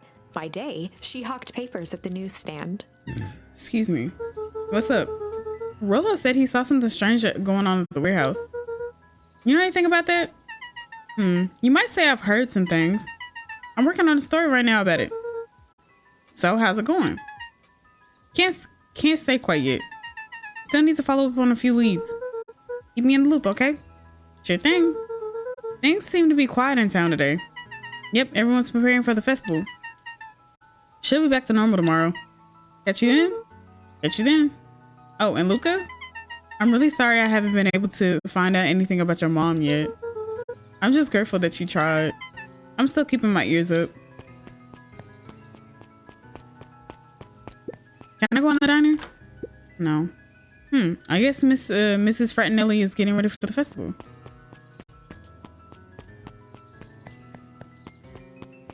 So I can't go over there. So I think I've checked like a bunch of places here now. Is it letting me just sit here and be cool? No. Oh. All right.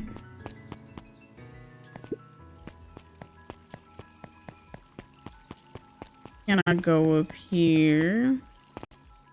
Oh, cool. Piper? Oh, hey, Luca, what's up? You know it's summer break, right? Of course. And it's like the morning. Correct. And you're studying? Like they say, the early bird gets the proper education required for a successful and fulfilling career later in life. Hey, Zerial. Hiya, Luca. Can you please tell this lazy butt to help out in the cafe? Lumi? Zerial would like you. Luca, let me give you a little gem of advice. If you never do what you don't love, then you'll never work a day in your life. Wow. You're really setting this kid up for success. So I don't really see any other like charms that we can get, but I did get the smack charm, so I guess that means somewhere. Okay, we came over here and we smacked the thing. Okay. She was looking for me. Yeah, okay. Hey Rexy, what's up? Have you seen my blockhead brother? Skip breakfast. Not really. Can't say I have. Can't say or won't say. Hi, Asia. How you doing? Roxy, would I lie to you? Of course I would. I forgot to tell you that Roxy likes to be lurking around for places for her to stand and be useless. I'm good. Rolo. Yes.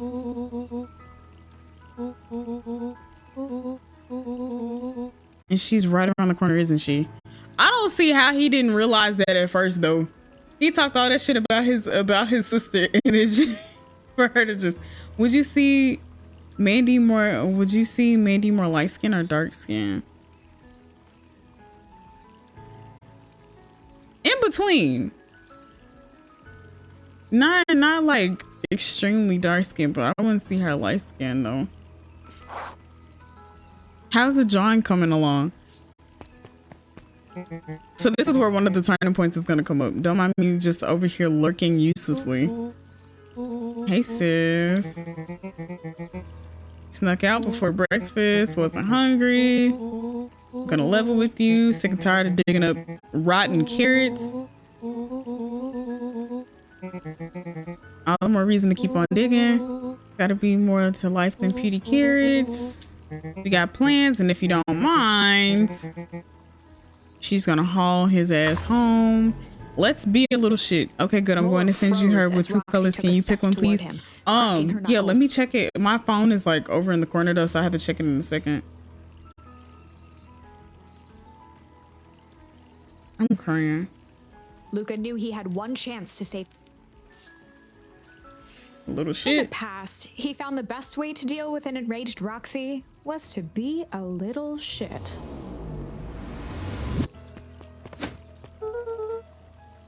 Hold on, wait, because I gotta get rid of some of these natives too. Yeah, I'll probably check it as soon as you.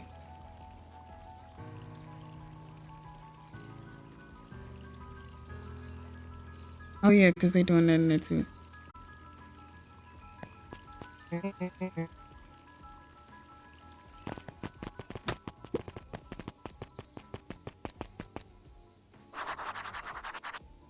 Oh, the first one. Definitely the first, like the first shade. I like that one. I love it. Also, thank y'all for all the happy birthdays earlier. Y'all, like, everything was, oh my god, my phone like exploded.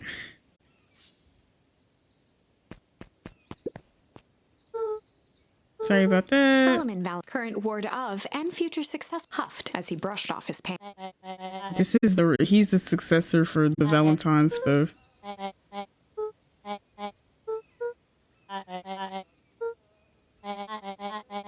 Really a shame. Okay, alright.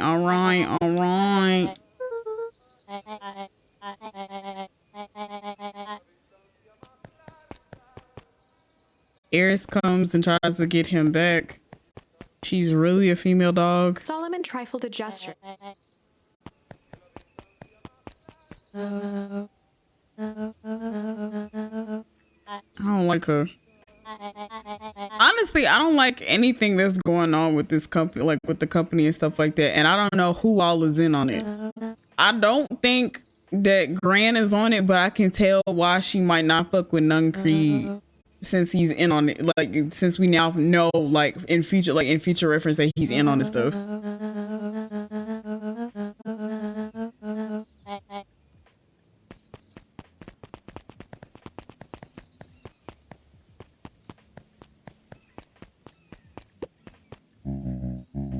Look at my boy, hold up a tick. Kinda in a hurry.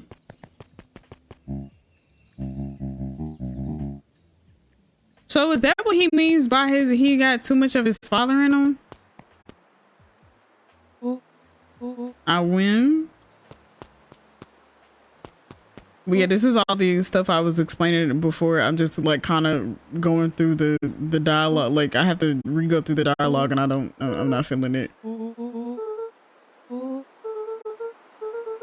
I wish I could skip it all together. Okay.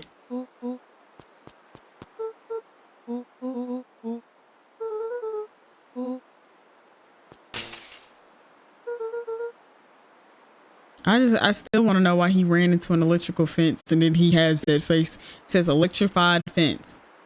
And he said, well, my daddy always says you can figure out what the plan was. What you doing? Okay. But so far, it just seems like a lot of the adults here don't really care about, like, I don't know. Some of them are really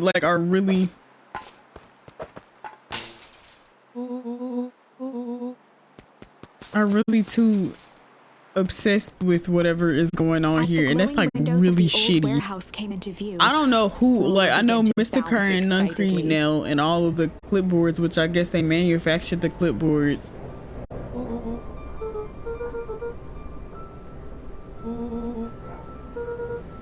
This definitely needs investigating. Excuse me. This is bizarre. This is awesome. Did you feel that? Take this puddle that's not normal. And the hose.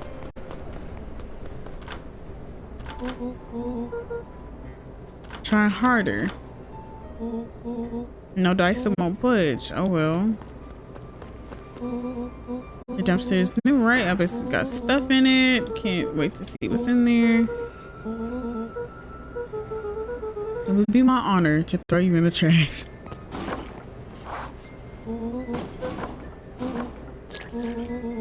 So we got far, but I need to see like where in the tree that I need to change stuff. But I guess it's like after Rollo goes missing. Still don't know why they picked him up with that weird sludge and ooze on it, but and squish.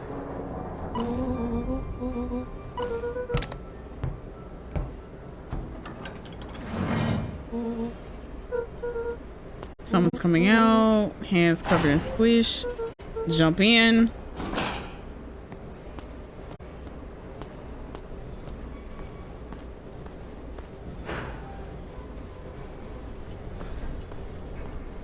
Am I the only one that looks in like the trash when I see, you know, when I'm trying to see stuff? Because the way they would have got caught. He's coming back. And this is the dead body we were referring to earlier.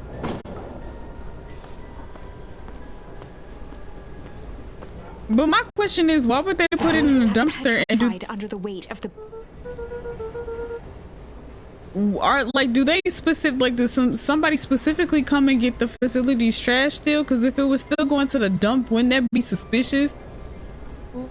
Especially because it smells like, because like I've smelled like flesh before, like, or decay, like a decaying body.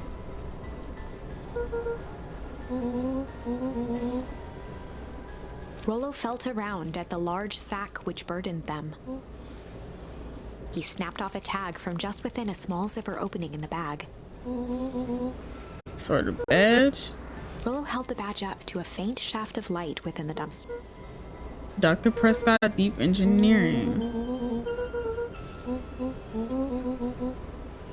Make a break for it. Dude, I'm not holding your hand. We're messing around. What other slime covered hand would be in here? And it's a dismembered hand.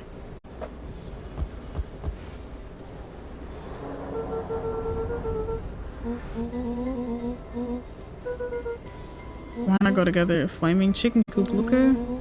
Make sure the coast is clear. After I go, capture 100. If you hear me yell, run. If you don't hear me yell, run. Either way, haul ass. That's what I do. Here goes nothing.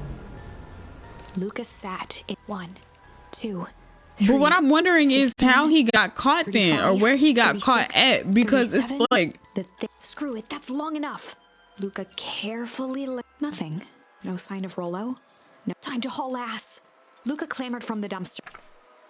He was up like a beacon pines flew by. He wouldn't remember throwing his front door. Chapter 3. Finding a friend. The next morning, only the sound of silver. I want to know why I can't tell her now. Jarring a mess of jam last night. Needs to get delivered. Nothing interesting. This is when she gets the phone call. This is when she has the meeting.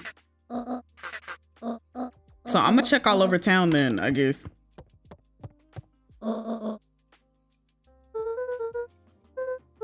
Not really, we just sort of ran around. Brow furrowed. She said, I know y'all been doing shit. She let out a long sigh. Take care of something, you stay in the house. Nothing, you're here to stay here. I might be able to change something from when Kerr says something about me going home. But then I think it makes me come like directly and strictly back this way. An eerie electronic sound. This is the walkie-talkie.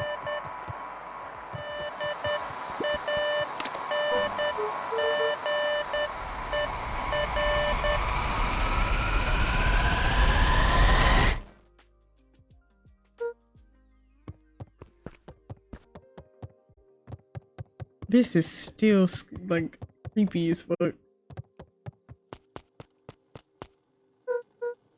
Roxy? No. No. A pit formed.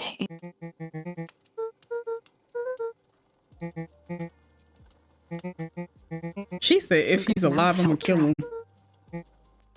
Oh my goodness. Oh my goodness. Luca could feel.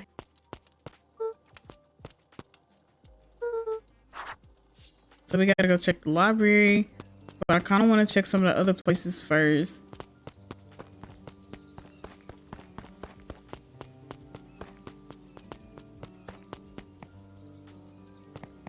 We didn't go into the history thing the other day.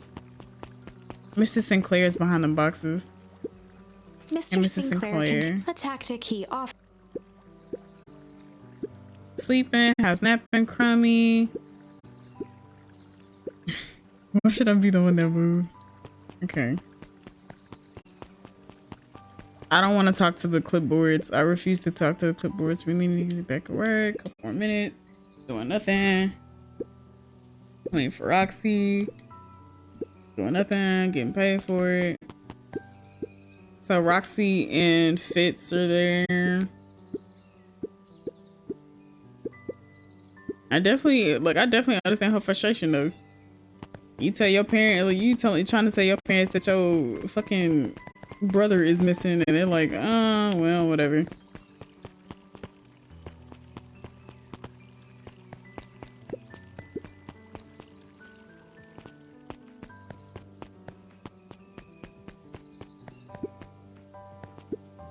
Hey, Dawn.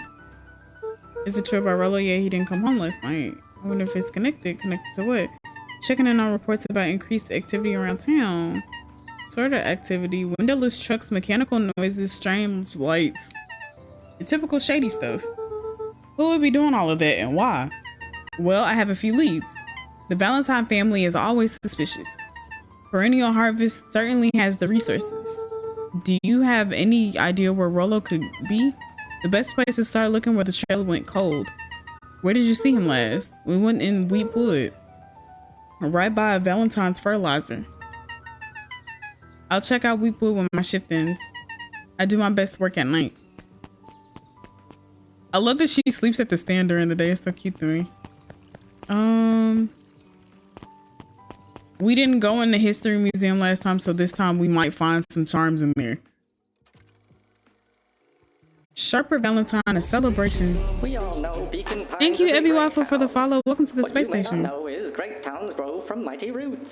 And that is why you cannot tell the story of Beacon Pines without telling the story of one Sharper Valentine. Young Sharper's keen intellect and strong moral fiber led to a grand vision. A vision of a community dedicated to hope you have a great day. In his own words, a better tomorrow is within our grasp, but it requires a singular mind to harness it. Lucky for us, he decided to grow that vision here in Beacon Pines, And how does one grow a better tomorrow? With fertilizer, of course. Valentine's Fertilizer Company became the lifeblood of a town yearning for purpose. But then tragedy struck, a scientific experiment gone wrong.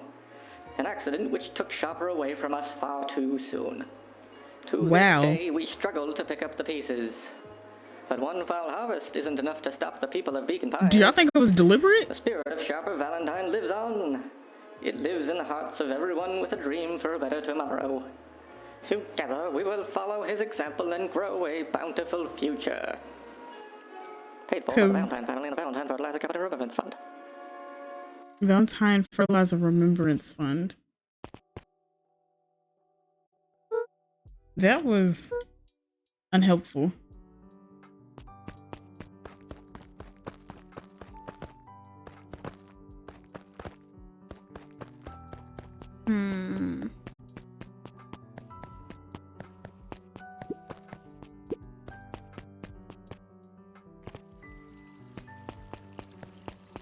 Can I look at this? Sharper Valentine, founder of Beacon Pines. Never underestimate what a great man can do given time. A bit much, if you ask me. No, for real. Indulgent. So I know earlier that we ended up getting succulent, so now we get indulgent. And I'm trying to see how this might help us.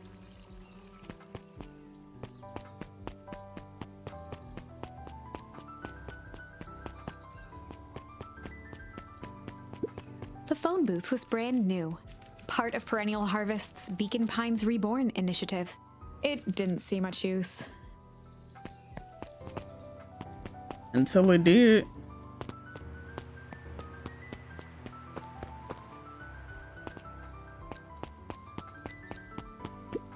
The Valentine Mansion loomed over every other building in town, both figuratively and literally. Can I go any further? I can. Whose house is this?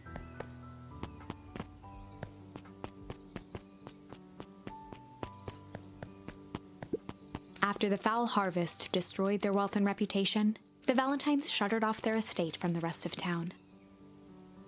I could see why, I guess. There's that. There's nothing over here. So I guess I'm going back in the thing to see if there's like other stuff.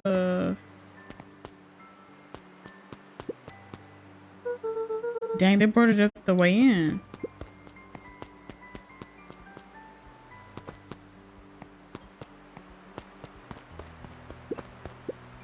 Property of Valentine Fertilizer looks old.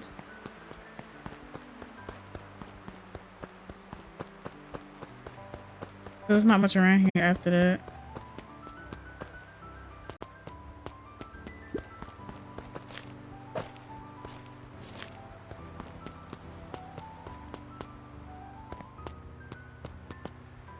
I can only throw it back there. Is there a beehive? Can I look at the beehive? Yeah. Luca peeked up at the beehive. It appeared to be deserted.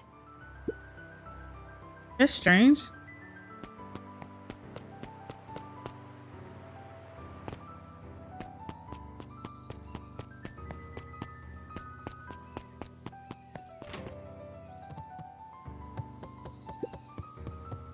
There were rarely any actual new additions. Simply a variety of existing content rotated into the front display each week. Not fooling anyone. Kato volunteered at the library during the summers. He wasn't very social, so he'd dedicate making him a reliable source. If you were to ask Kato, he'd escape into the dusty... Kato was lost in his reading. Luca crooked his neck to... Him? Hey Luca, you snuck up on me? I love how they look. They're all so cute. Just started he gestured it. to the shelves. I'm really running out of books that I haven't read yet. Now it's on the wonderful bees. Turns out bees are pretty cool. 70% of bee species actually live underground.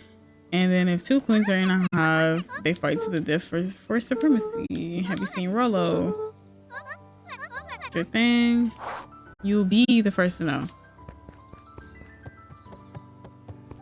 Trying to see if there's anything else in here that I can I might be able to go back to the cafe and see what they do, because I didn't go back there after Rollo disappeared. I keep calling him Rollo.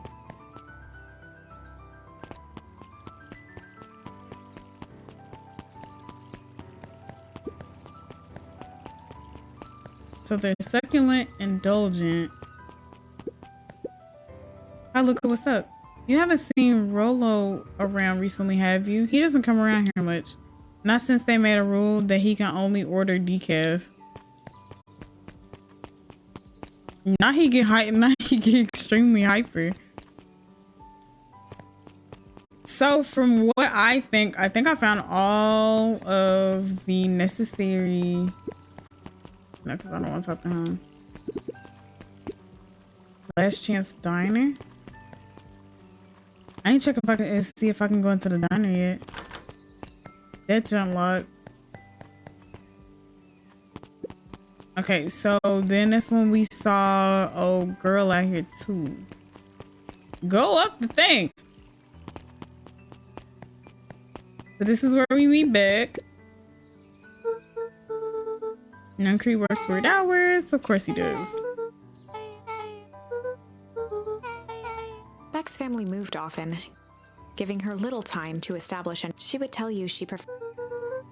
From our friend Rollo, he's missing. Guess so. Missing. Luca shifted his. That sucks. Yeah. Okay.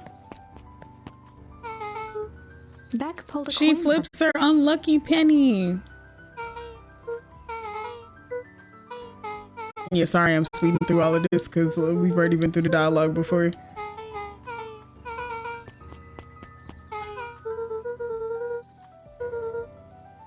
Not a lot of it is helpful at the moment. So instead of going back there... Jeff's hardware closed down about a year ago. The effects of the foul harvest stretched wide. When there are no crops in the field, tractors don't need fixing. Let's go meet your parents, actually. Missing child. Terrible. You focus on settling. That's my sister.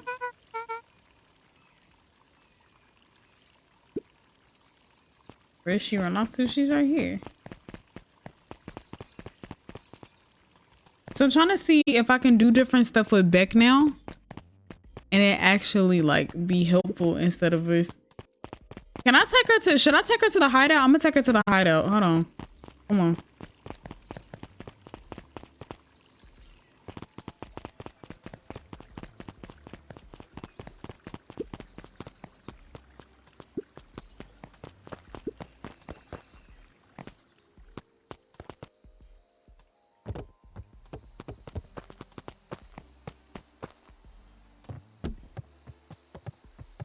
There's no different dialogue though. Gosh darn Luca's it. winter coat with the cold holding out. Yeah. Nothing here that I can. So I guess we gotta go to the forest from here then. I don't see any other charms that we should be looking for.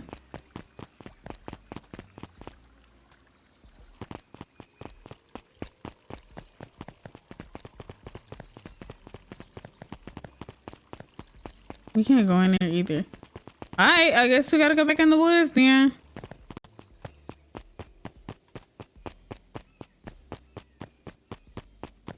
But I'm not too sure how.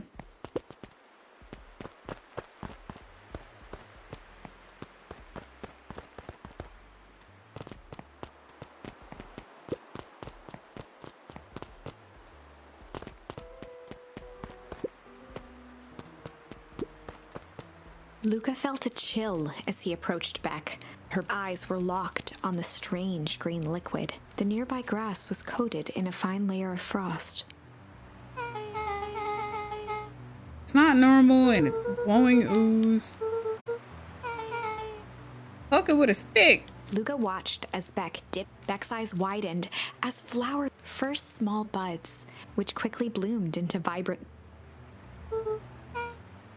As quickly as they had grown. So I'm thinking that something like the ooze had to do something with whatever happened during the fall harvest, and possibly why Mr. Valentine is no longer with us. Stick with a grunt of disgust.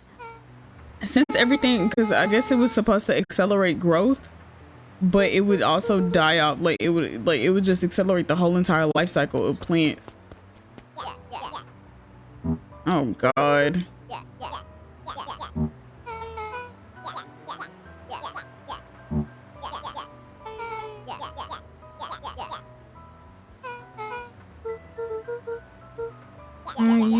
Yep. Don't talk about my family. This is where he was being a little shit. Iggy took a Beck could see tears. Some things about, but a bully from a. Beck took a deep breath. But I think the tickle works. Like the tickle is supposed to work out here. Well, so because she has a white hair patch, I think, in the thing. So Beck lunged forward.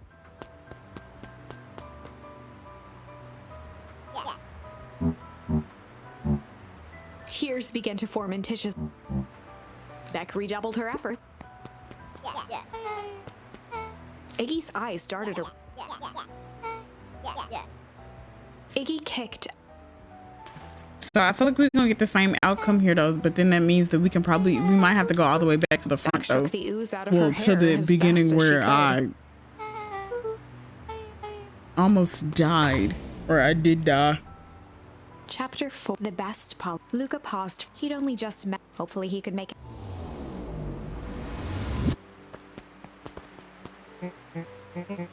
Roxy and Fitz. It was clear. Yeah, Fitz and her were looking. But this was the. Her eyes were wide. Yeah, we're running out of time.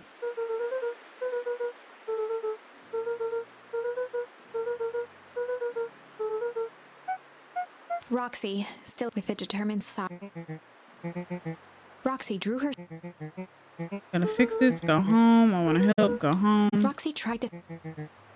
But if I don't want it to make me tell Nuncreed, though.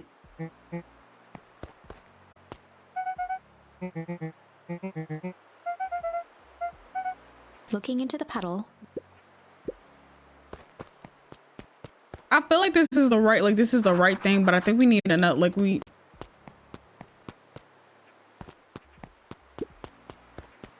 me see something. There's like anything else that I can look at over here.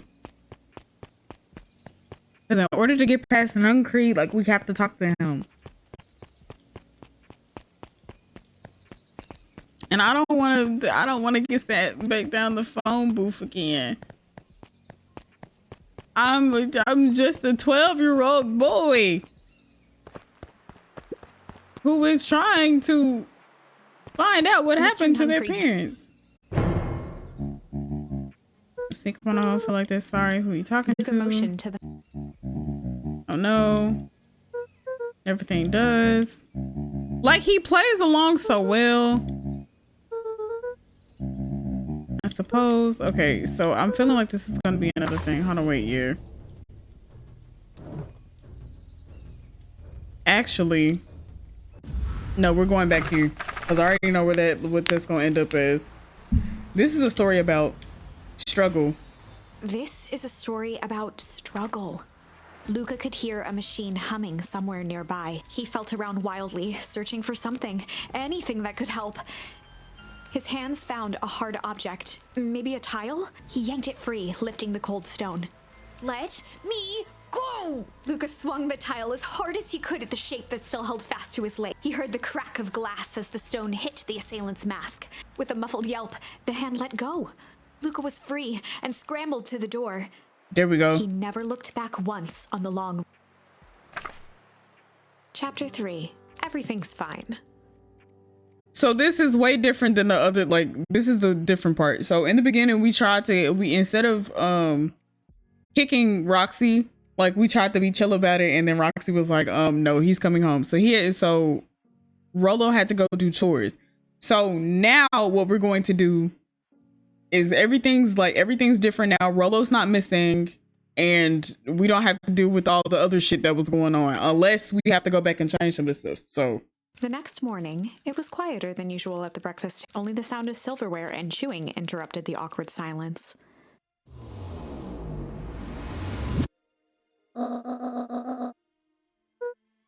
So I think some of this is going to be the same.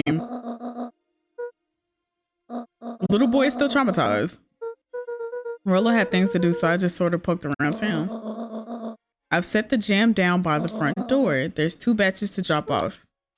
One of Mr. Tolliver, one for Mr. Tolliver at the Bag and Wag, and then another for Mrs. Frattinelli at the diner. Oh, and Mr. Nuncreed. He said he wanted some more. I suspected as much. Yes, he seems to have taken a peculiar interest in my jam. There are some extras in the basket for that enthusiastic gentleman. Just make sure Frattinelli and Tolliver get the ones on top. No problem. Off with you now while the day is still young. So she doesn't tell me to leave. She doesn't tell me to leave, like not leave, if it's just the other thing. But I guess it's still mysterious from there. Like everything else went into a 0 to 100 real quick. I'm filled with chicken and cheese. I'm gonna pass out. What did you get? Hello, it's Juniper Hartford. Before you hang up, just hear me out. I have a business proposition. So this is her calling the Valentines because the other, because I think Mr. Tolliver had called her the other day. Chicken cheese steak? That sounds kind of fire. I might go in there and get me some food though. The simple matter is we both have the same problem that needs solving. Very well, we can meet tonight.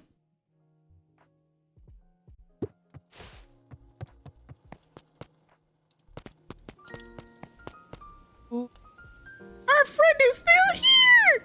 Okay. Sorry about yesterday. Roxy can be so annoying. But good news, no more boring chores for me today. But did you make it to the old Valentine warehouse? So, what did you find? Give me the dirt.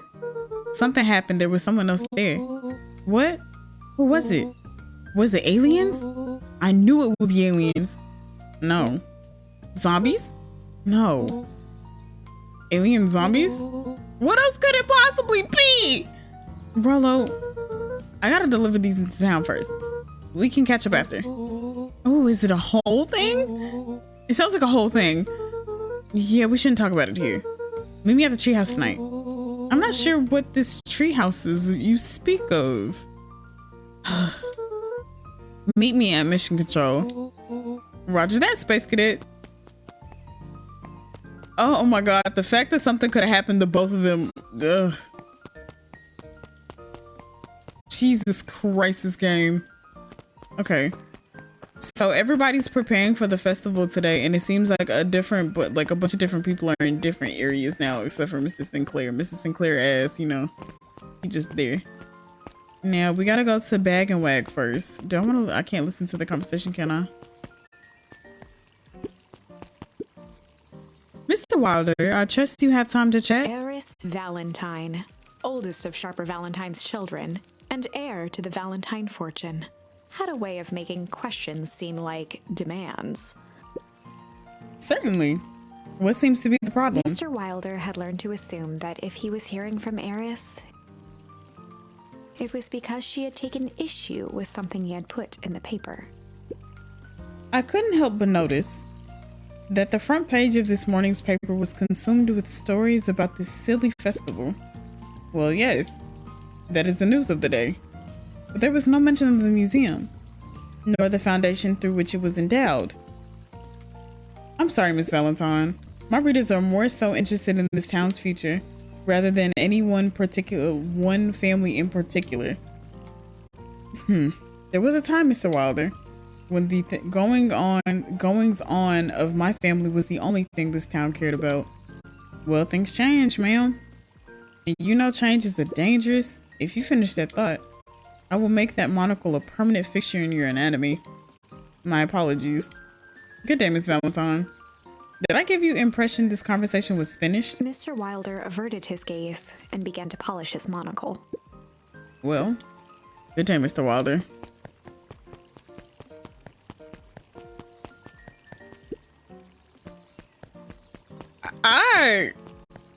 Knowing her, like, I feel like she wants the family to be back on top. I get it. I totally understand. But, like, unless you are going to get rid of whatever Perennial Harvest has going on, because Perennial Harvest is such a big, like, prominent, it seems like a prominent force here now. I wouldn't bet on nothing. Huddled at his counter, Hiram Tolliver was meticulously shining apples. More accurately, Hiram Tolliver was meticulously shining one apple. Hello? With a yelp, Mr. Tolliver fumbled the apple, flailing at the air as it fell. Oh, sorry. No bother, no bother. He leaned forward and lowered his voice. I see you have something for me. Yes, Gran has some jam I'm supposed to give you. He leaned in a bit further. Jam? Yeah, these ones on top. She wrote your name on them. Mr. Tolliver leaned back, speaking loud enough for anyone to hear. Ah, yes, the jam. Thank you so much for delivering this jam to me. He reached forward and snapped up the jars of jam, giving Luca a little wink. I shall put them on my store shelves post haste. Okay, I should finish my deliveries. Of course. Of course. He leaned in for a final whisper. Of course.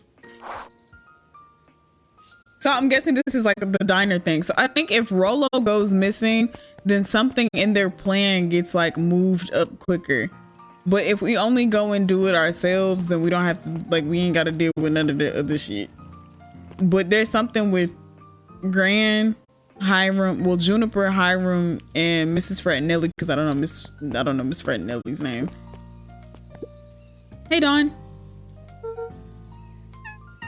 Hey, Luca, what's up? Dawn had dreams of becoming a big-time reporter. At night, she searched for the story that could be her big break. By day, she hawked papers at the newsstand. I forgot that we didn't come see, like, we didn't come see her, like, when we were trying to do the thing the other time. So this is a completely different story. They got you on jam delivery, eh? Yep. Hey, Dawn, have you noticed anything weird around town lately? What sort of weird things? Stuff going on at the old Valentine building. You might say I've heard some things. I'm working on a story about it right now. So what's going on? Can't quite say yet. I still need to follow up on a few leads. Keep me in the loop, okay? Sure thing. Have you seen the new kid around yet? New kid? Yeah, came in from the big city. Her parents both got jobs here.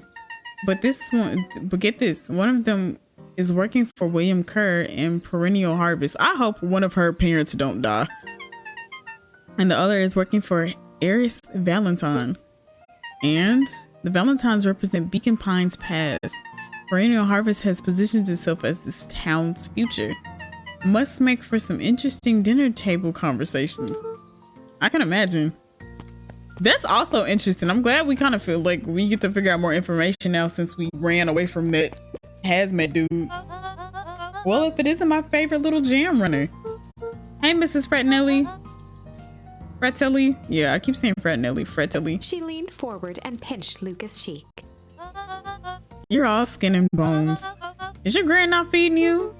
She is. It's just, I understand. You know, I taught your mama how to cook back in the day. You may not even remember, but you and her used to help out in the diner. See that picture over there? That's you helping your mama back in the day. So cute, running around in your little apron taking orders. The whole situation just breaks my heart, what happened with Eleanor. So now we have another charm. I've got a feeling she's out there somewhere, yearning to be with you again. Few things in the world can keep a mother from her son. Luca shifted the basket uncomfortably. Oh yes, let's see here. Mrs. Fratelli lifted the cloth and inspected the jam. Ah, they even have my name on them. How thoughtful. She carefully lifted out her jars of jam. You tell your grand hello for me, Luca. Will do.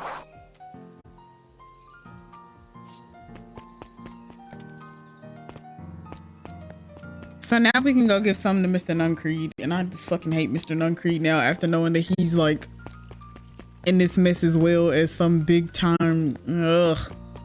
You're gross. And then you trying to go after my grandma? Sick. Got some jam for you, Mr. Nuncreed.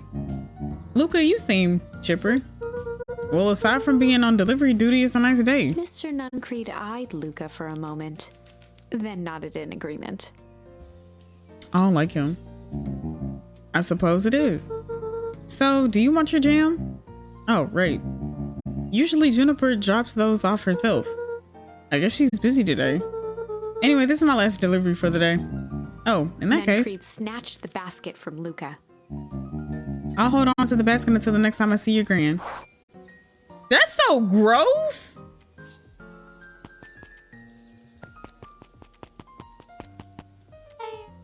Hey, you. Break that mutt's hands? Nah, for real. Anchovies or pineapples? What? Don't think. Just answer. Pineapple? Why? How old are you?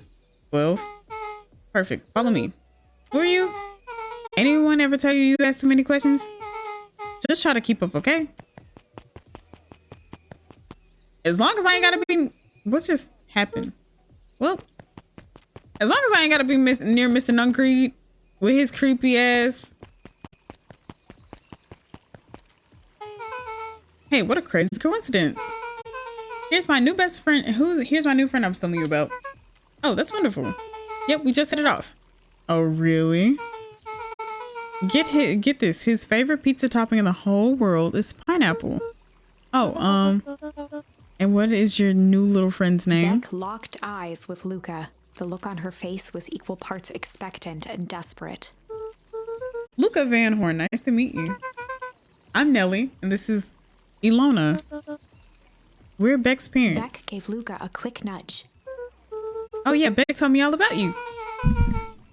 I keep hitting my mic. Already feels like we've known each other for years. So both of you can stop obsessing about me making friends. Oh darling, we never doubted you. It's just that for children fewer than 5 close friends, the probability of a stunted development doubles.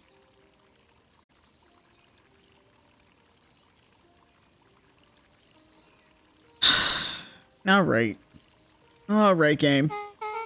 Well, 1 down, 4 to go, I guess. What Nelly means is that we just want this move to be as easy on you as possible. You can relax. A friend has been friended. This calls for a celebration. Luca, you must join us for dinner tonight.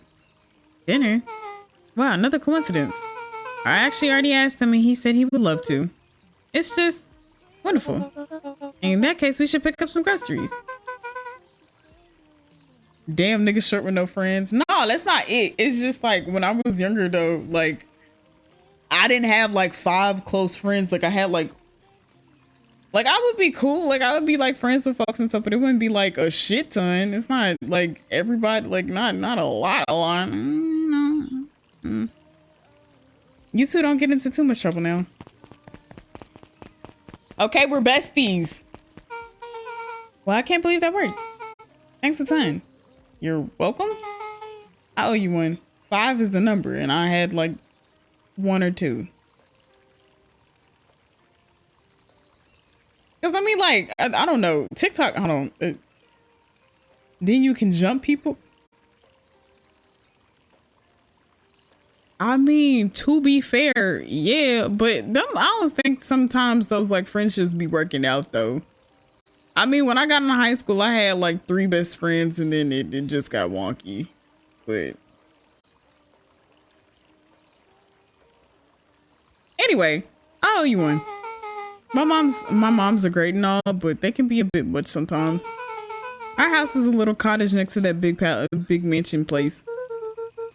Wait, you live on the Valentine estate? Yeah, that's the spot. Oh, so we found their house. Meet me by the big creepy gate. Don't be late. Or I'm back to square one on this whole friend grift. Great, see you there. Meet back at the big creepy gate. I can't wait till we like introduce Rolo. Good morning, Jeff. What's so good about it? Another day further down the tubes, if you ask me. Come on now, it's not all bad. The festival's coming up. The festival. Old man Valentine used to put on a cockamamie shindig. Shindigs all the time. Where did that get us? Well, it's perennial harvest putting on this one, and they're doing it for the whole town. As far as I see it, the difference between the old Valentine company and this new perennial harvest outfit Jeff dug through his pockets for a bit. Is the difference between this empty soup can and this brown banana. But those are both garbage. Exactly.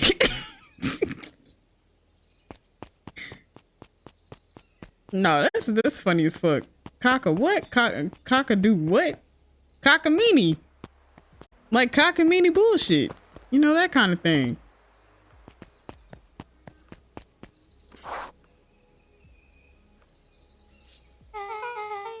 So who all lives in that house? Eris and Gus Valentine grew up there. I do need to stretch. Oh, these old bones. Turning 25. I need to stretch so much more. Y'all send me yoga videos. Cause eventually I'm gonna go back to doing stretches in the morning and stuff. But I don't go to sleep until like fucking 5 o'clock in the morning. Well, not 5, but like 3, and it's ugh. Dear Lord. Not you gonna call me an old lady. Turning 36 gonna be rough, huh? Look at me. Look at me. We're not there yet, so we'll worry about it when we get there. In the meantime, we're going to add stretching into our routine, so it's not that bad. And Solomon moved in a few years back. The creepy little kid in the vest? That sounds like the one. So 3 people live in that huge thing. I bet a bunch of shady stuff happens all the time in a place like that. Not really. The Valentines pretty much keep to themselves. So it's empty and boring. Pretty much. What a waste.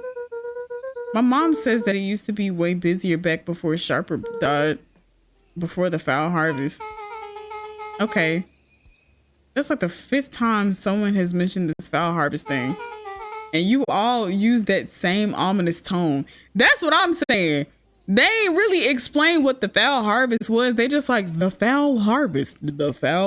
And they get these really sad faces. So before I even see what he tells me about it, or what Luca says to Beck about it, I'm just gonna make an inference or use context clues, because we also went to the museum and kind of sort of found out what it was, but also didn't figure out what the fuck it was.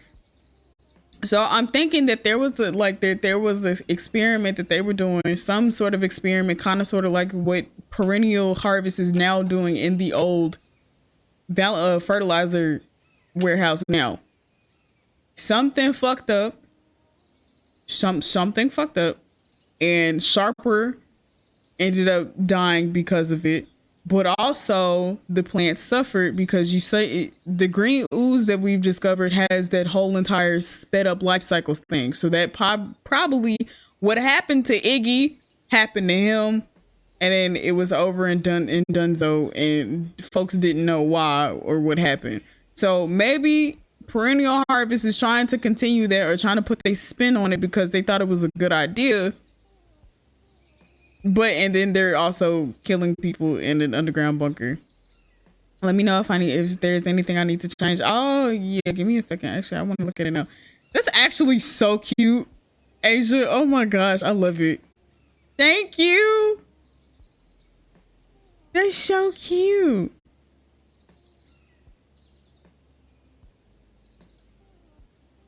Okay. And you all use the same ominous tone. Eventually you're going to explain to me how that harvest got all fouled up. But we can't keep my parents waiting anymore. This way. I'm definitely gonna I need to change my profile pictures. That might be my Instagram. The Gwen one might be my profile picture though. I ain't gonna hold you.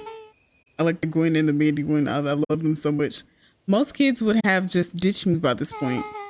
Why are you still here? You look like you could use some help. You know what, Luca? You're not so bad. Let's get through this as simply as possible. Just eat, smile, and nod. Fun. Great. Whatever you do, don't bring up their work.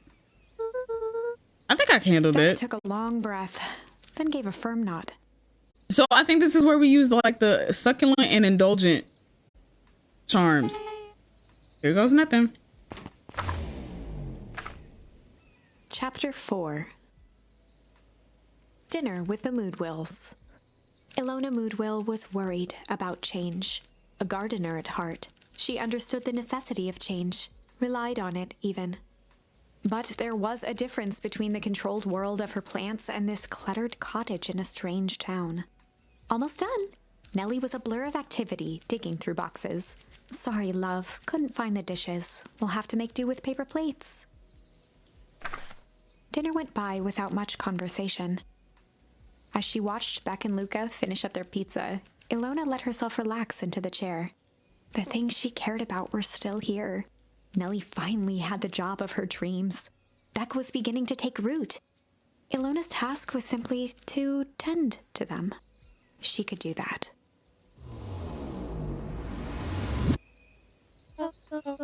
So Luca, tell us a bit about yourself. Where do you live? Oh, I live with my grandma. Over on the other side of the river.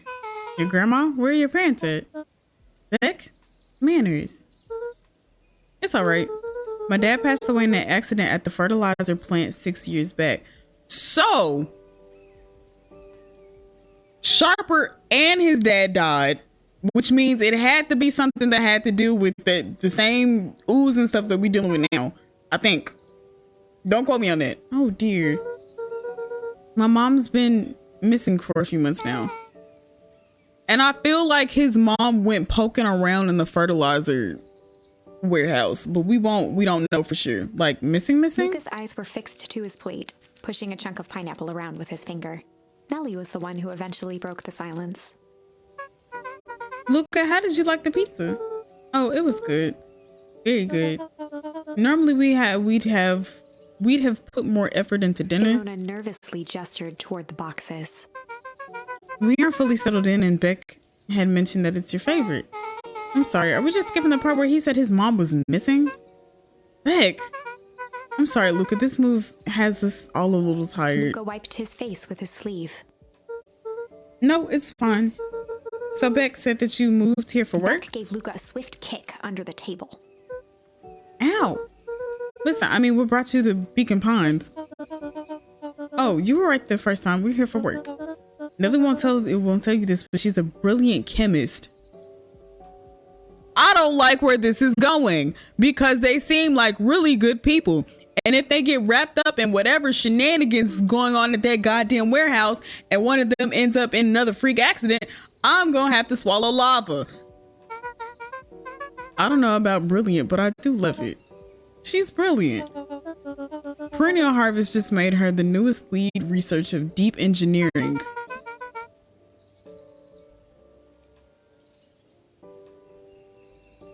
I don't like where this is going at all. She makes it sound more impressive than it is. I'm just happy that I get to make a difference in the world.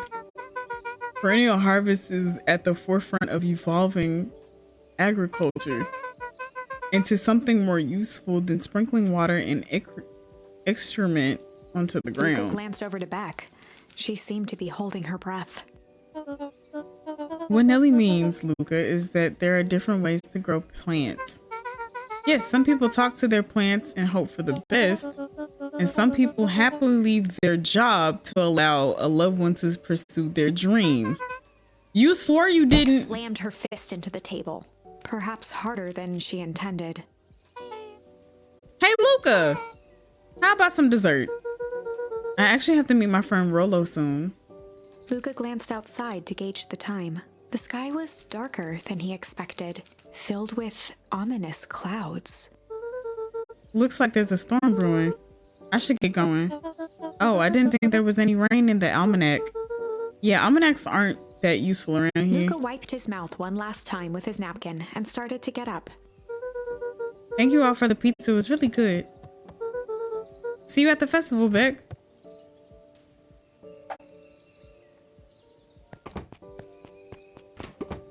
Wait up.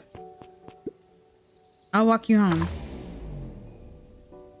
Surprised, Luca turned around. He knew Rolo could be prickly around new people. But Beck seemed cool. Rolo would warm up to her eventually.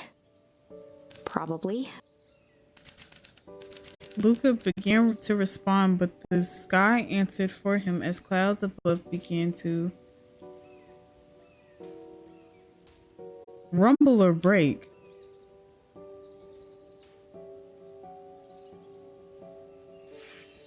Luca began to respond, but the sky answered for him as the clouds above began to rumble with ominous thunder.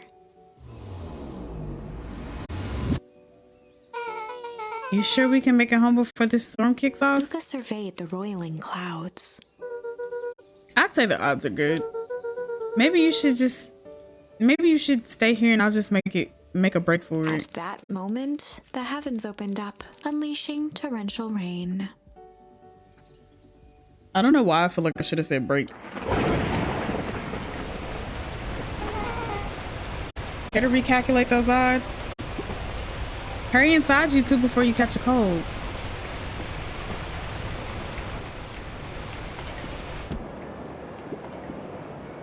Luca and Nelly will keep trying to reach your gran on the phone. In the meantime, you two hold tight. Sorry, not much to do up here. Most of my stuff is still in the boxes. Mind if I poke around? Be my guest.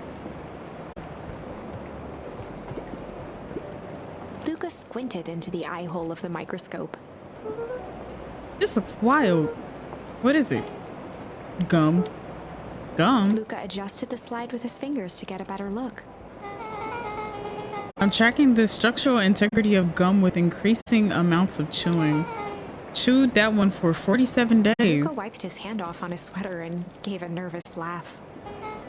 It's weird, I know. Beck looked down, timidly tapping the ladder with her feet. You think it's weird, don't you? A little. But weird can be cool.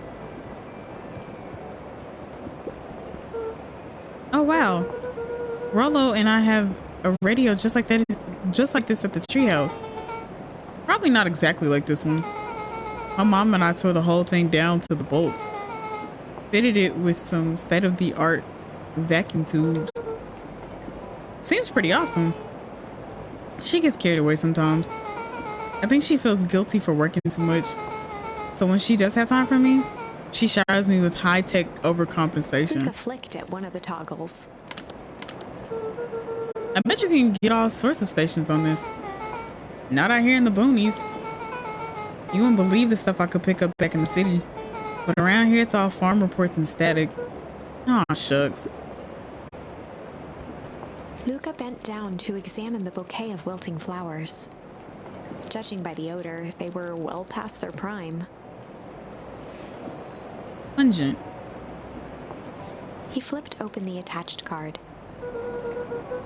Happy trails from Coach Walker and all the Fairview condors. Boy, you weren't kidding about poking around, huh? Oh, sorry, was this from your old school? The most recent one, yeah. Some schools gave me going away cards. Some did flowers. When they were really trying to feel good about themselves, they do both. So you moved a lot. Yeah, that's the thing with having a brilliant parent. There's always a better job somewhere else. These flowers will last longer if you put them in some water. That's the sort of thing I would do if I cared. Well, you cared enough to keep them is all. Luca, can I ask you something? Of course. Dang, didn't that hurt? I'll be honest. That hurt more than I expected. Well, at least you look cool doing it. Beck took a moment to watch the rivulets of water running down the window. Do you ever feel alone? Like, even when people are around? Do y'all be feeling alone, Chet? Well, Rilla can be pretty absent-minded sometimes. I'm serious. Does it ever feel like your family doesn't care what you want? It didn't used to feel that way. I know Gran loves me, but sometimes when she looks at me, it's like she's looking at a problem. Luca took a deep breath, exhaling slowly. I know the feeling. How do you deal with it? Excuse me. I guess I haven't yet. But one thing my dad told me when I was little, don't hold a grudge, especially against yourself. If you try to hold it all in, you're gonna pop. I felt that. This is why you journal, kids. If you don't have a therapist. So then, what do you do when you don't know what to do? Dad never got to that part. Something I figured out on my own, though. You gotta do something. Anything. Here. What are you doing? I don't know. Something. We're gonna register our complaints with the storm. Listen here, you miserable universe. Stop jerking me around. I just want things to go back to the way they were. Everyone tells me it's gonna be alright. Things are gonna change. Luca let out a feral scream that echoed into the night. Every time something changes, everything gets worse. Screw this town. Whoa. Let me try. No, I felt that. Sometimes it feels like every time that you like, every time you want something to go right, it's just more shit piles on and on and on. And imagine like how he's feeling because he's lost both of his, like essentially one parent is gone, the other one is like he lost, like one is missing, the other one is like actually gone, and then like his grandmother is just kind of there, just she's not trying to parent him for real. So like of course he feeling some type of way. He feeling raw right now. Moving sucks. I hate it. I hate that I hate it. Why can't I just deal with it and be happy for my mom? Why can't we just stay somewhere? God! Her voice dropped to a trembling whisper. I just want to be a normal kid. Aww. Beck brushed off her shirt and straightened up.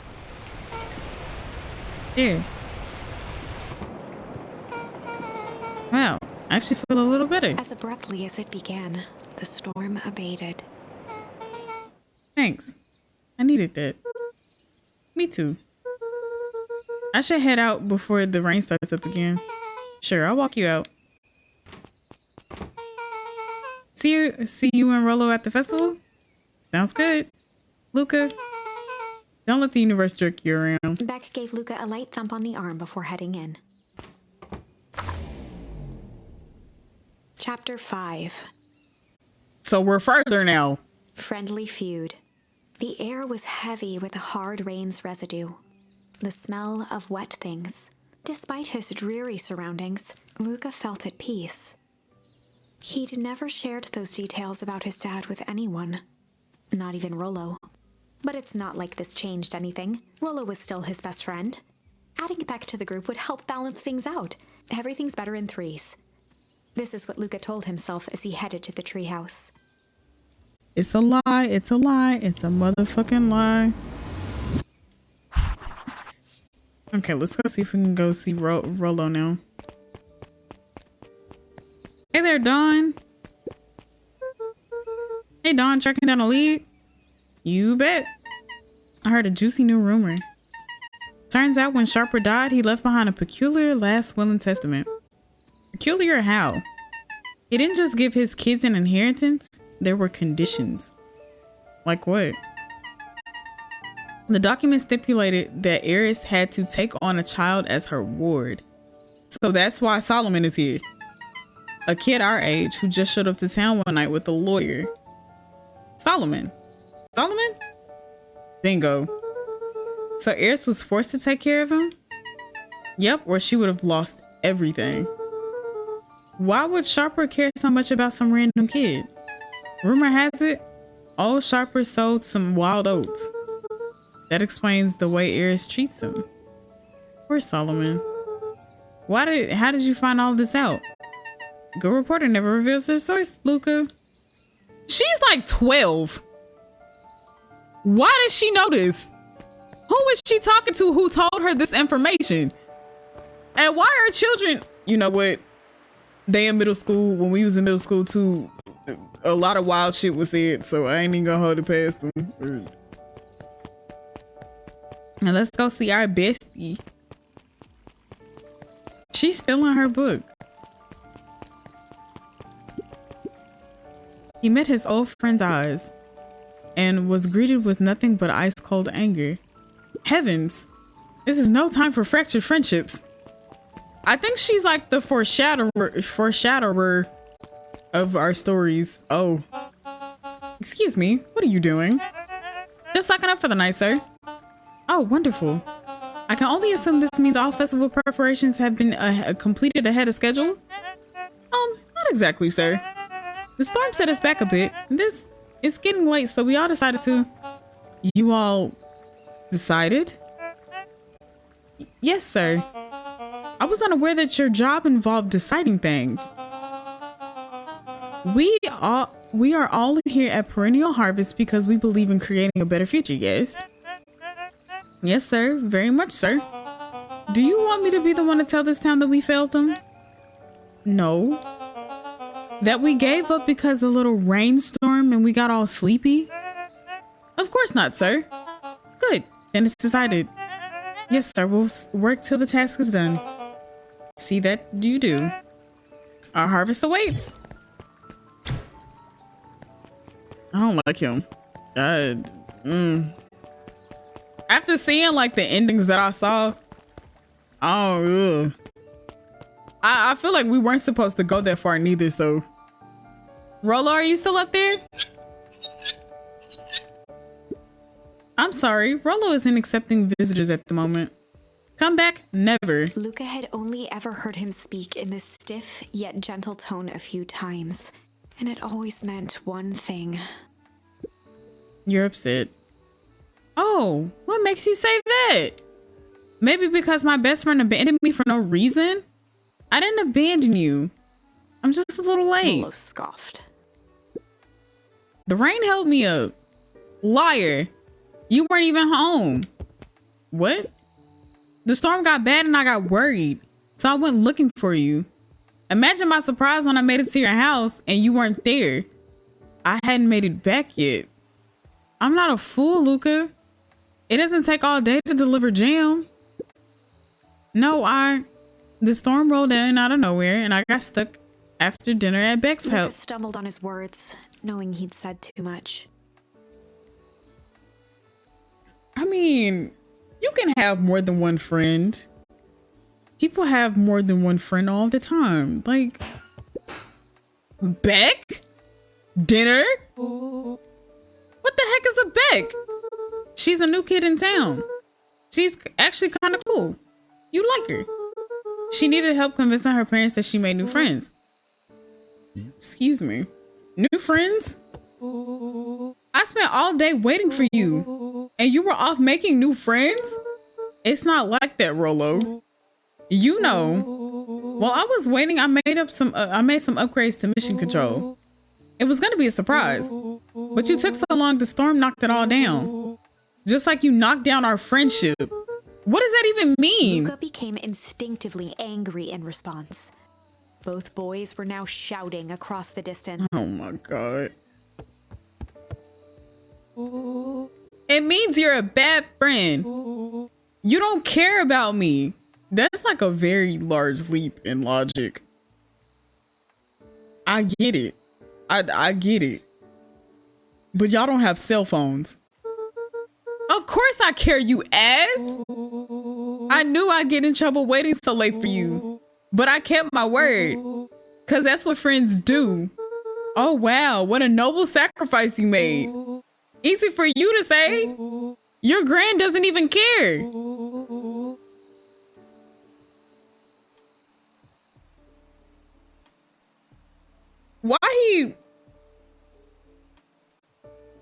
Why he say that?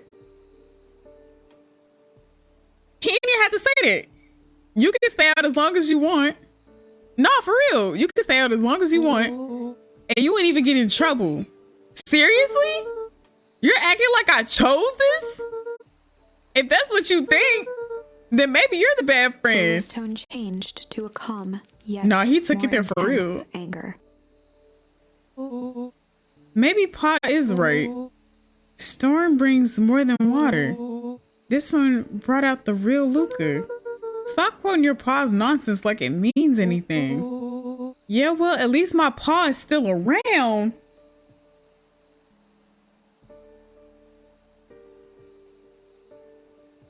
What is up with y'all throwing y'all's friends stuff in their face, bro? What is going on? The words hung in the cold night air.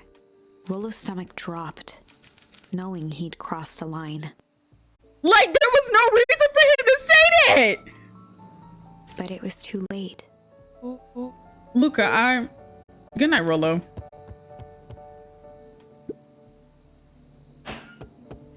Now he gonna say some dang it.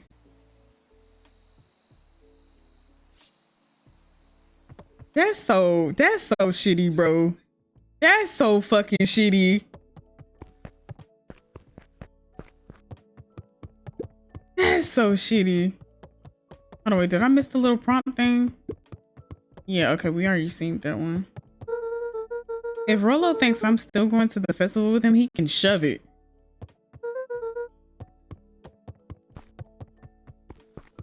So then what do we do from here then?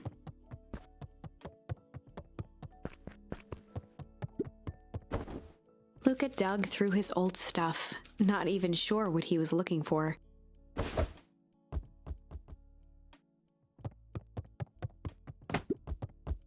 Rollo. What a jerk. Call me a bad friend? Ooh, I'm Rollo. Look at me and my amazing family.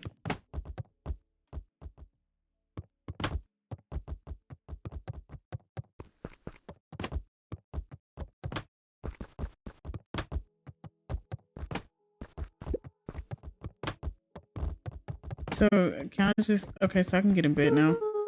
I guess I'm supposed to never, I guess I'm just never supposed to make new friends.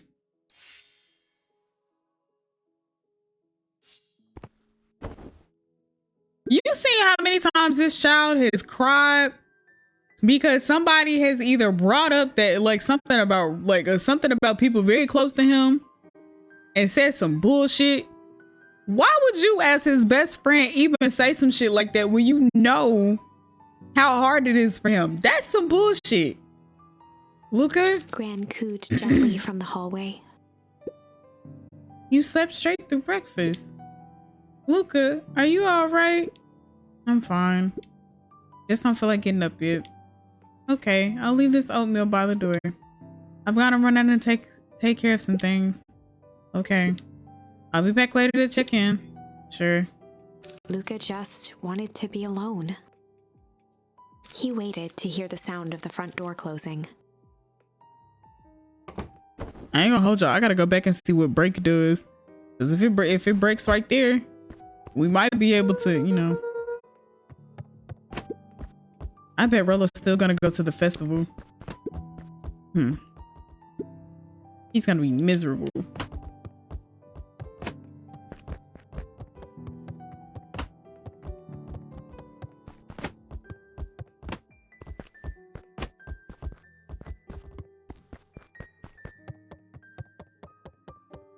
So can I leave it in my room now, or?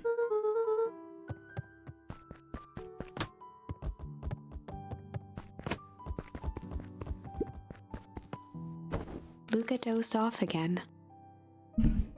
This is so accurate about like when I'm upset. Luca, I see you didn't eat your oatmeal. Wasn't hungry. Well, just in case you get hungry, I'll leave a sandwich here too. Thanks. Rollo came by. What did he say? He wanted to talk to you. What did you say? I told him you weren't feeling well. Good. So your plan is just to sit in your room all day? Pretty much. Well, I need to pop away again for a minute. If you decide to end your pity party and go outside, I think it'd do you some good. Noted. Lucas still couldn't bring himself to go out. Besides, if he ran into Rollo, he'd have to actually confront the situation. I don't blame him for not wanting to though. Like that's your best, for your best friend to sit up here and to throw your parents to death in your face like that. That's so shitty.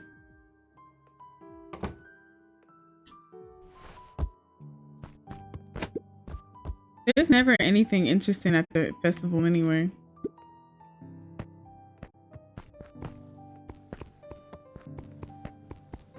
By the way, can I get it from here?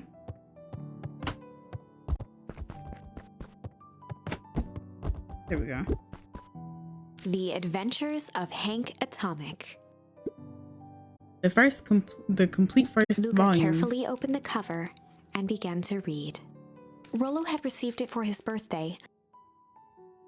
A special hardcover edition with behind-the-scenes commentary and bonus art. Rollo cherished it, but asked that Luca keep it at his house. Luca wasn't sure if it was because Rollo didn't trust himself with it, didn't trust his sister around it, or just wanted an excuse to come hang out at Luca's more often. Whatever the reason, Luca didn't mind. That's like leaving like a hoodie with your ex. But it had stayed right there where some Rollo shit had that your ex stashed it does. ever since. Now, at the foot of his bed, Luca lost himself in the pages. He'd read it all before, but at this moment, it somehow felt sentimental. He was well into issue number 5 when he heard soft footsteps from the hallway. Luca? Another little friend came to see you. A girl named Beck Is it Moodwill? She said you met yesterday? What did she say? Is she here? She was just dropping by. I told her you weren't taking visitors today. Oh. She seems nice. Yeah. You had a fight with Rollo, didn't you? Can I come in? Maybe later. Alright then. I'll leave dinner on the kitchen table in case you want to bite before bedtime. Without realizing it, Luca had pouted away the entire afternoon. He once again felt the weight of it all and allowed his weary eyes to close. Luca stood in a vast black expanse. He looked up at his father standing beside him. Walt was working a straw at the bottom of a fountain glass, trying to collect the last bits of milkshake. Dad, where are we? Taking a final loud gurgling sip, his father peered up from the glass. He jangled the straw playfully with a warm smile, then lifted the empty glass as if to point into the darkness. The source. Luca's eyes followed his father's gesture. In an instant, he was sitting in front of a blazing campfire. Across from him sat a large figure in a yellow hazmat suit. The figure's voice was a scratchy echo. Well, if it isn't the man of the hour, make yourself comfortable. Luca held his shivering hands over the flame to warm himself. It doesn't work that way here. Their yellow-gloved hand pointed to the base of the flame. It's a cold flame, see? Luca peered at the base of the fire. It wasn't wood that was burning. It was Beacon Pines itself. Tiny buildings, freezing and crumbling as they were consumed by flame. Luca could see small shadows moving in the burning city. People. Luca leapt to his feet. We've got to help them! The figure gave a dismissive wave of their hand. Why waste energy helping people who can't even help themselves? The figure bent down to examine the panicked crowd as they desperately tried to stop the flames. They only care about what's right in front of them. Not like us. Luca's voice was a trembling This is so ominous for like no reason. Hi, Nia. Us? The figure slowly stood up, grabbing its helmet with both hands. With a jolt and a twist, the suit emitted a gasp. A cloud of torpid mist escaped, slowly revealing the face within. I'm about to be an active lurker listening to this. This is the podcast I need. I'm crying. Luca's own face looked back at him. Older, worn, distant. The sensation was oddly familiar, as if he'd caught his own reflection by surprise in the mirror. The doppelganger smiled. I tried to help once. He gestured towards his face. And all it got me was this. Luca staggered back. You aren't me. Bro, for a 12-year-old, his dreams is like this shit. I know this is I know this is like fucking with him so much. Oh my god. Luca felt a hand catch his shoulder. His father was there again, beside him. Yeah, he's 12. Every choice sets us on a path. This is the end of one of your paths, son. Luca watched his older self shake its head ruefully, its face twisting into a cruel grin. Welp, Dad, if you wanted him to see this, far be it from me to disappoint. Luca watched in shock as the figure took the dreams is deep as hell for some reason and plunged into the flames. In a flash of cold light, he was gone. What does all of this mean? Luca felt a reassuring squeeze on his shoulder. Just remember, why we choose matters just as much as what we choose. Luca woke up to see a hazy figure at the foot of his bed, silhouetted in the morning sun. Mom? Oh, no dear. It's only Gran. Luca rubbed his eyes. Sometimes you just want to give him a hug. The kind, concerned face of his Gran came into focus. How are you feeling? Fine. Anything you want to talk about? I don't feel like talking. That's just as well. How about you sit there and listen a bit? Whatever you and Rollo fought about doesn't matter. But Gran silenced Luca with a gentle pat on the leg. Fights between friends happen. What was said doesn't matter. I beg to fucking differ. I beg to differ.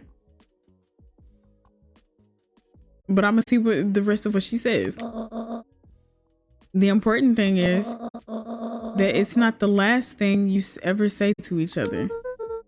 But he said stuff about that. Well, do you think he meant it? No. He was just mad. And did you mean any of the things you said to him?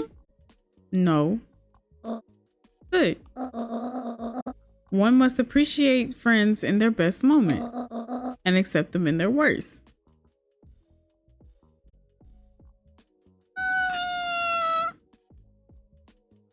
Halfway true. I don't like how, like, even if you are mad, if you are upset about something that I did, there's a way that you go about it. You don't start throwing accusatories at me. You don't start talking at the side of your neck. And then you go and throw my situation in my face. Now, granted, they are children. They are kids. Okay, great, fine. But that sets the standard for when they get older. And I think that's a very shitty thing to teach a child, that they should still like let stuff like shit like that slide. Even if they didn't mean it, they still knew that that shit holds weight, or they know they know that their words hold weight. I don't care how mad you are. You don't say no shit to me like that. If I'm supposed to be your friend, you don't say anything to me like that. That's extreme. That's mean. That's very hurtful. And to throw my parents' death in my face. Like I get the tensions is high and all that shit, but you don't throw no shit like that in your friend's face. I don't care what the fuck it is.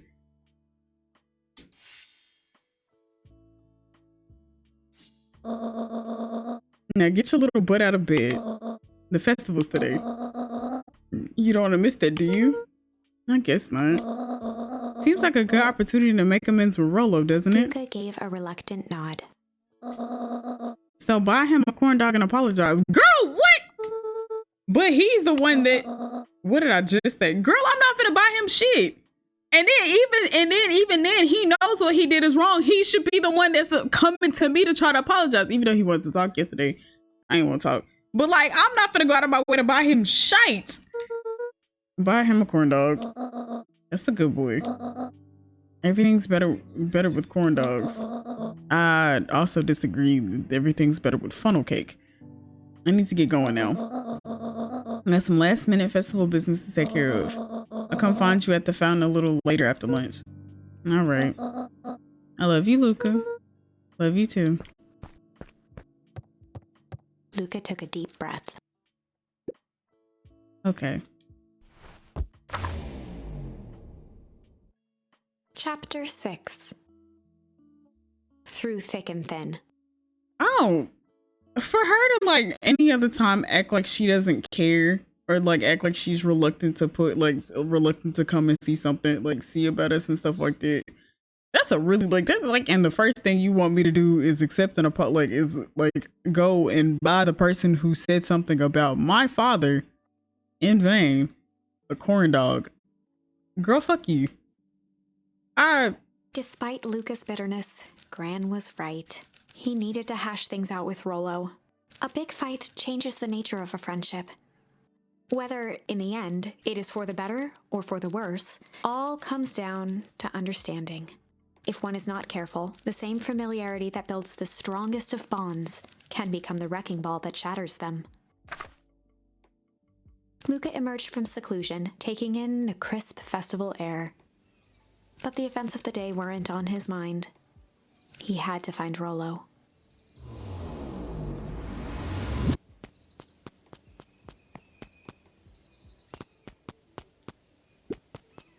There you are. Luca, Rollo wanted me to tell you something. What is it? Roxy rolled her eyes, shaking her head. A space adventure, though you needn't buy it.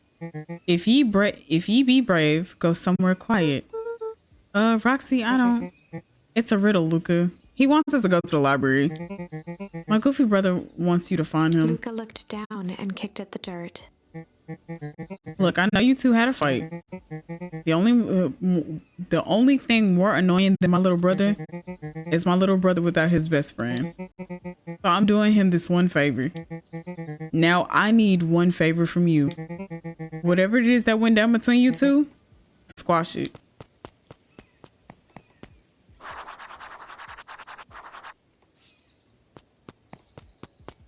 Let's make our way to the library. I just don't want to see Mr. Nuncreed.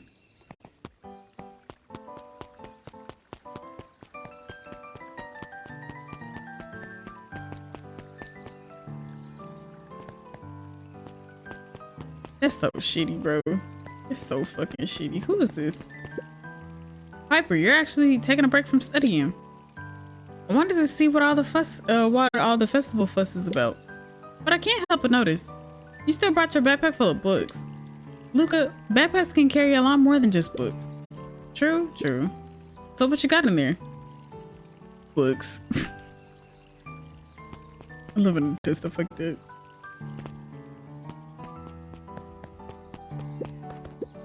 Hey, Luca. So you done at the library? Huh? Oh, nothing. Griffin looked away suspiciously. Knew it was the library. Nothing at all. Luca, did you know that Beacon Pines is actually unincorporated? A lot of people don't know that. Wow, yeah, I didn't know. What's that mean? It means most public works are handled internally. We do all the pipelines, the water treatment, building regulations. That's great. Census taking, emergency services. Wait, I wanted to know everything that they do, like by themselves.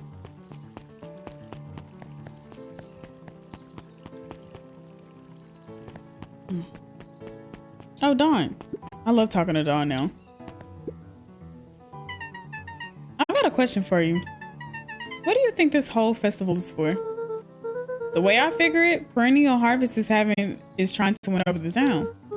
Like a bribe, but with balloons. Cynical, I like where your head's at. That's what I assumed at first too, until I eavesdropped on quite a couple of gossipy clipboards. What if I told you that this whole thing is really a special shindig for a super secret guest of honor? Special guest? Oh, I haven't dug that deep yet, but whoever it is, PH thinks they're a big deal. I love that her name is Up at Dawn, but she's never like actually up during the day unless we talk to her. Dawn is so precious. There's something outside first. The library, somewhere quiet.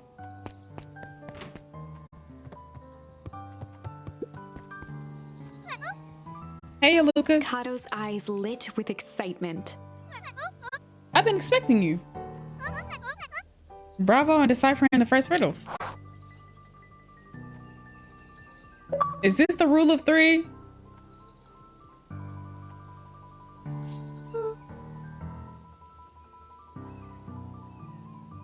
The first? Oh, you didn't think that was all, did you? Rollo does go all out, doesn't he? Kato straightened up and cleared his throat as if preparing to sing. Ahem. On planet Farpole, you may take issue. When the 5th king dies, you'll need a tissue. Kato stared at Luca eagerly. I think it's something to do with the 5th, like with the 5th issue? Get it? Want me to tell you? No, it's okay. Let me figure it out.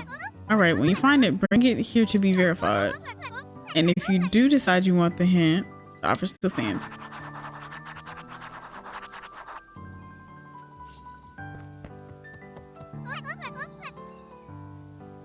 I can tell you one thing, it's not out there. What you need to do is find it inside the library somewhere. Okay, cool. There were rarely any acts, simply of a... Not fooling anyone. I think all the atomic, like, is it Atomic Henry? Luca Harvey? grabbed The Adventures of Harry? Hank Atomic, issue number 5, Hank. from the shelf. Hank Atomic. Once you got a book, you can either bring it here to me, or just grab a different one. I'm glad I picked it up the first time. Ah, you found it. Kato removed his book from the desk and replaced it with Luca's, turning on the lamp. As he slid the book under the purple light, This is 2 actually really words cute, though. glowed. The Adventures of Hank Atomic, issue 5. Luca clicked his tongue with recognition. Rollo cipher pen. He used to write secret messages everywhere with that. I used to want one of those so I could do that, but the ink is never really good in like those old Scholastic things. I only think I ever got like one Scholastic shit. And only I had the special flashlight needed to reveal it. But I lost it. Well, apparently he traded Jeff for his purple light bulb. Parted with his entire Halloween candy stash. Damn. Okay, so if anybody is willing to go above and beyond to actually get y'all to talk and apologize and take accountability, then it's fine. But if they're because this is actually really cute that he's actually trying to do some shit like this. This is adorable. Oh, Rollo. Now let's see here. Kato began flipping through the pages, stopping when he hit a glowing word. Get away with such a gift. He continued Grift. flipping. Only found in grub. Cart. Reaching the end of the book, Kato looked up. That's it. Grift in grub. Cart. Griffin. Griffin's grub cart. He wants me to go to Griffin's snack stand. Brilliant. I guess you're off then? Good luck on the rest of the scavenger hunt. Thanks, Kato. Go to Griffin's snack stand. I don't know exactly where it's at though.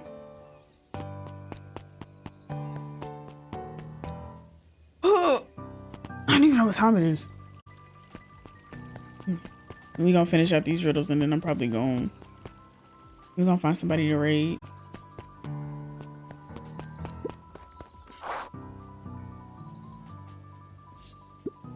Hey, Griffin.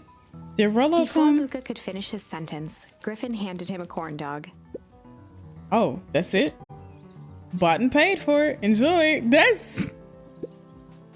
I thought that was supposed to be a riddle or something. Luca shrugged, taking a sizable bite out of the corn dog. Look, it's cold. Oh yeah, that's been sitting there for a while. Rollo wanted me to be sure to give you that one specifically. That's just... Luca tongued at his cheeks, feeling something rough between his teeth. He reached into his mouth and pulled out a slip of paper. Oh, come on. He shook off the bits of corn dog to read the slip. A pickup when you need some pep near the fountain up the step. Luca finished off the remainder of the corn dog. This is getting to be a whole thing. We gotta go to the cafe now. Good thing I like explored the whole entire city now, even though it's like some really weird shit going on.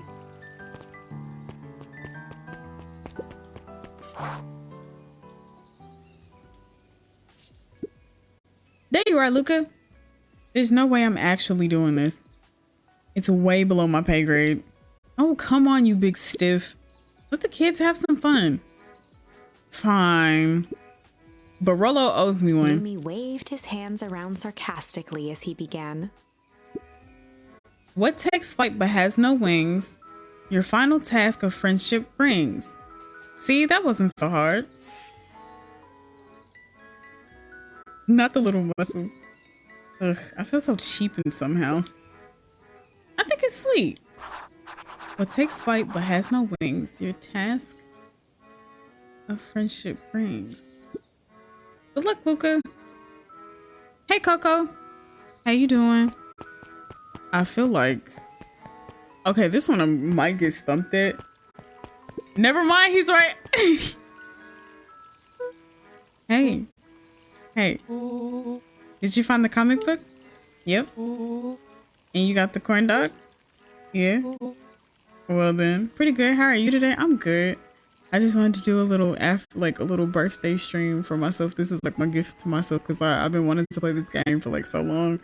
So we've been playing it for almost 4 hours. And when I tell you that crazy shit has happened, well then. I know it doesn't make up for what I said. Thank you. But here, you've earned this. Rollo sheepishly handed Luca the balloons. My first thought was going to be the spaceship and he wanted me to go back to the thing, but I should have guessed balloons. Flight. Thanks. You didn't have to go through all this trouble. I'm sorry I got so mad. Dang it, you were supposed to let me apologize first. Oh, sorry. Now you've apologized twice before me. Just let me do this. Luca, I'm really sorry. With everything that's happened with your mom and all, I've always wanted to be there for you. Be a good friend, you know? When you said you were hanging out with someone else, I kind of freaked out. Rollo, still my turn. I felt like if you needed some new friend to help you, it meant that I wasn't good enough. But that was selfish and wrong. I was wrong. I'm so sorry, Luca. Okay, apology over. You can talk now. Luca threw himself at Rollo, hugging him as tightly as he could. That's so sweet. Rollo, I don't deserve you. I don't deserve you either. This is why we deserve each other. So, what else do you want to do today? We can snoop around and try to find some info about your mom. Snoop where? We could probably sneak into the Perennial Harvest HQ while everyone's at the festival. Aren't you curious about all the stuff those clipboards write down? I don't know why nobody else is. It's just water. What is this? Just water. What is this? Just water. It's just water. Thank you, Schmitty.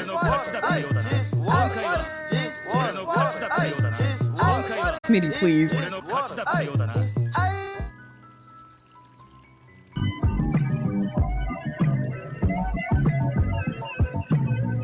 Housekeeping. I'm crying. What if we get caught? I think I've had enough excitement for a week. Let's just make up the rest of the day. Make the rest of the day about us. Really? Yeah, the rest of the world can wait one more day. You know, I've been waiting to get some work done. I have been wanting to get some work done on the MCDC emission control. The aim is a bit unpredictable. That sounds perfect.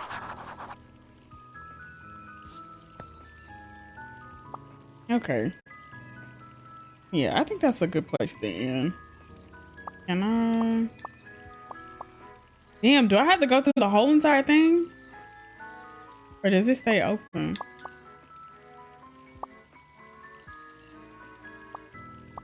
I can't even go to the main menu. What is this? Y'all, I have to keep my Xbox on forever. I can never turn it off. I don't think I can ever turn it off. All right. You know what? Whatever, it's fine. Actually, wait, no. Wait, I need to get this wrong one. I need to go and get my phone right quick. So, bye TikTok people, if y'all are still watching. BRB.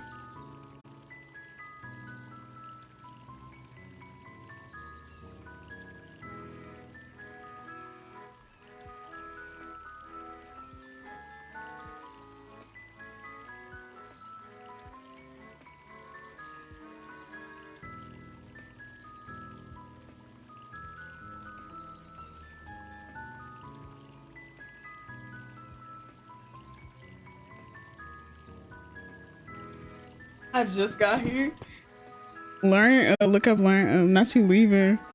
I was gonna say, I've been streaming for like 4 hours. Like, I was like, I wanted to do a little B-Day, like my little B-Day stream or another B-Day stream. Did you get some money? Who was he asking? Who gave me?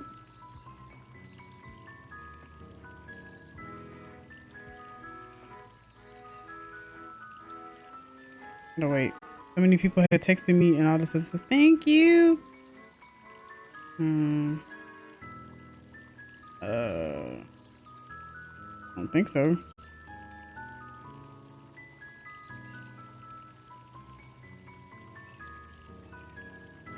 Yeah, okay, my bad. Not you gonna say the audacity. Yeah, I've been here like I've been like streaming for like 4 hours. I think I have some other stuff to do today.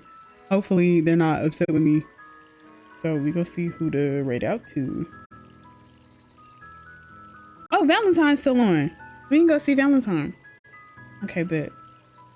Alrighty, y'all. I have fun. Oh wait, let me also look for a way to save this.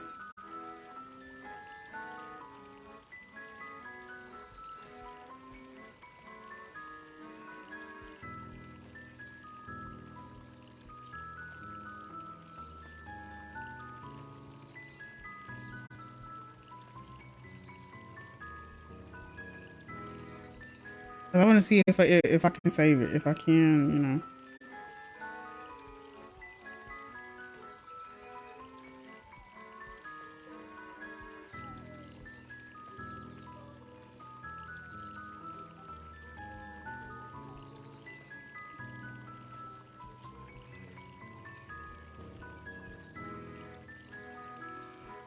Does the save file from the demo carry over?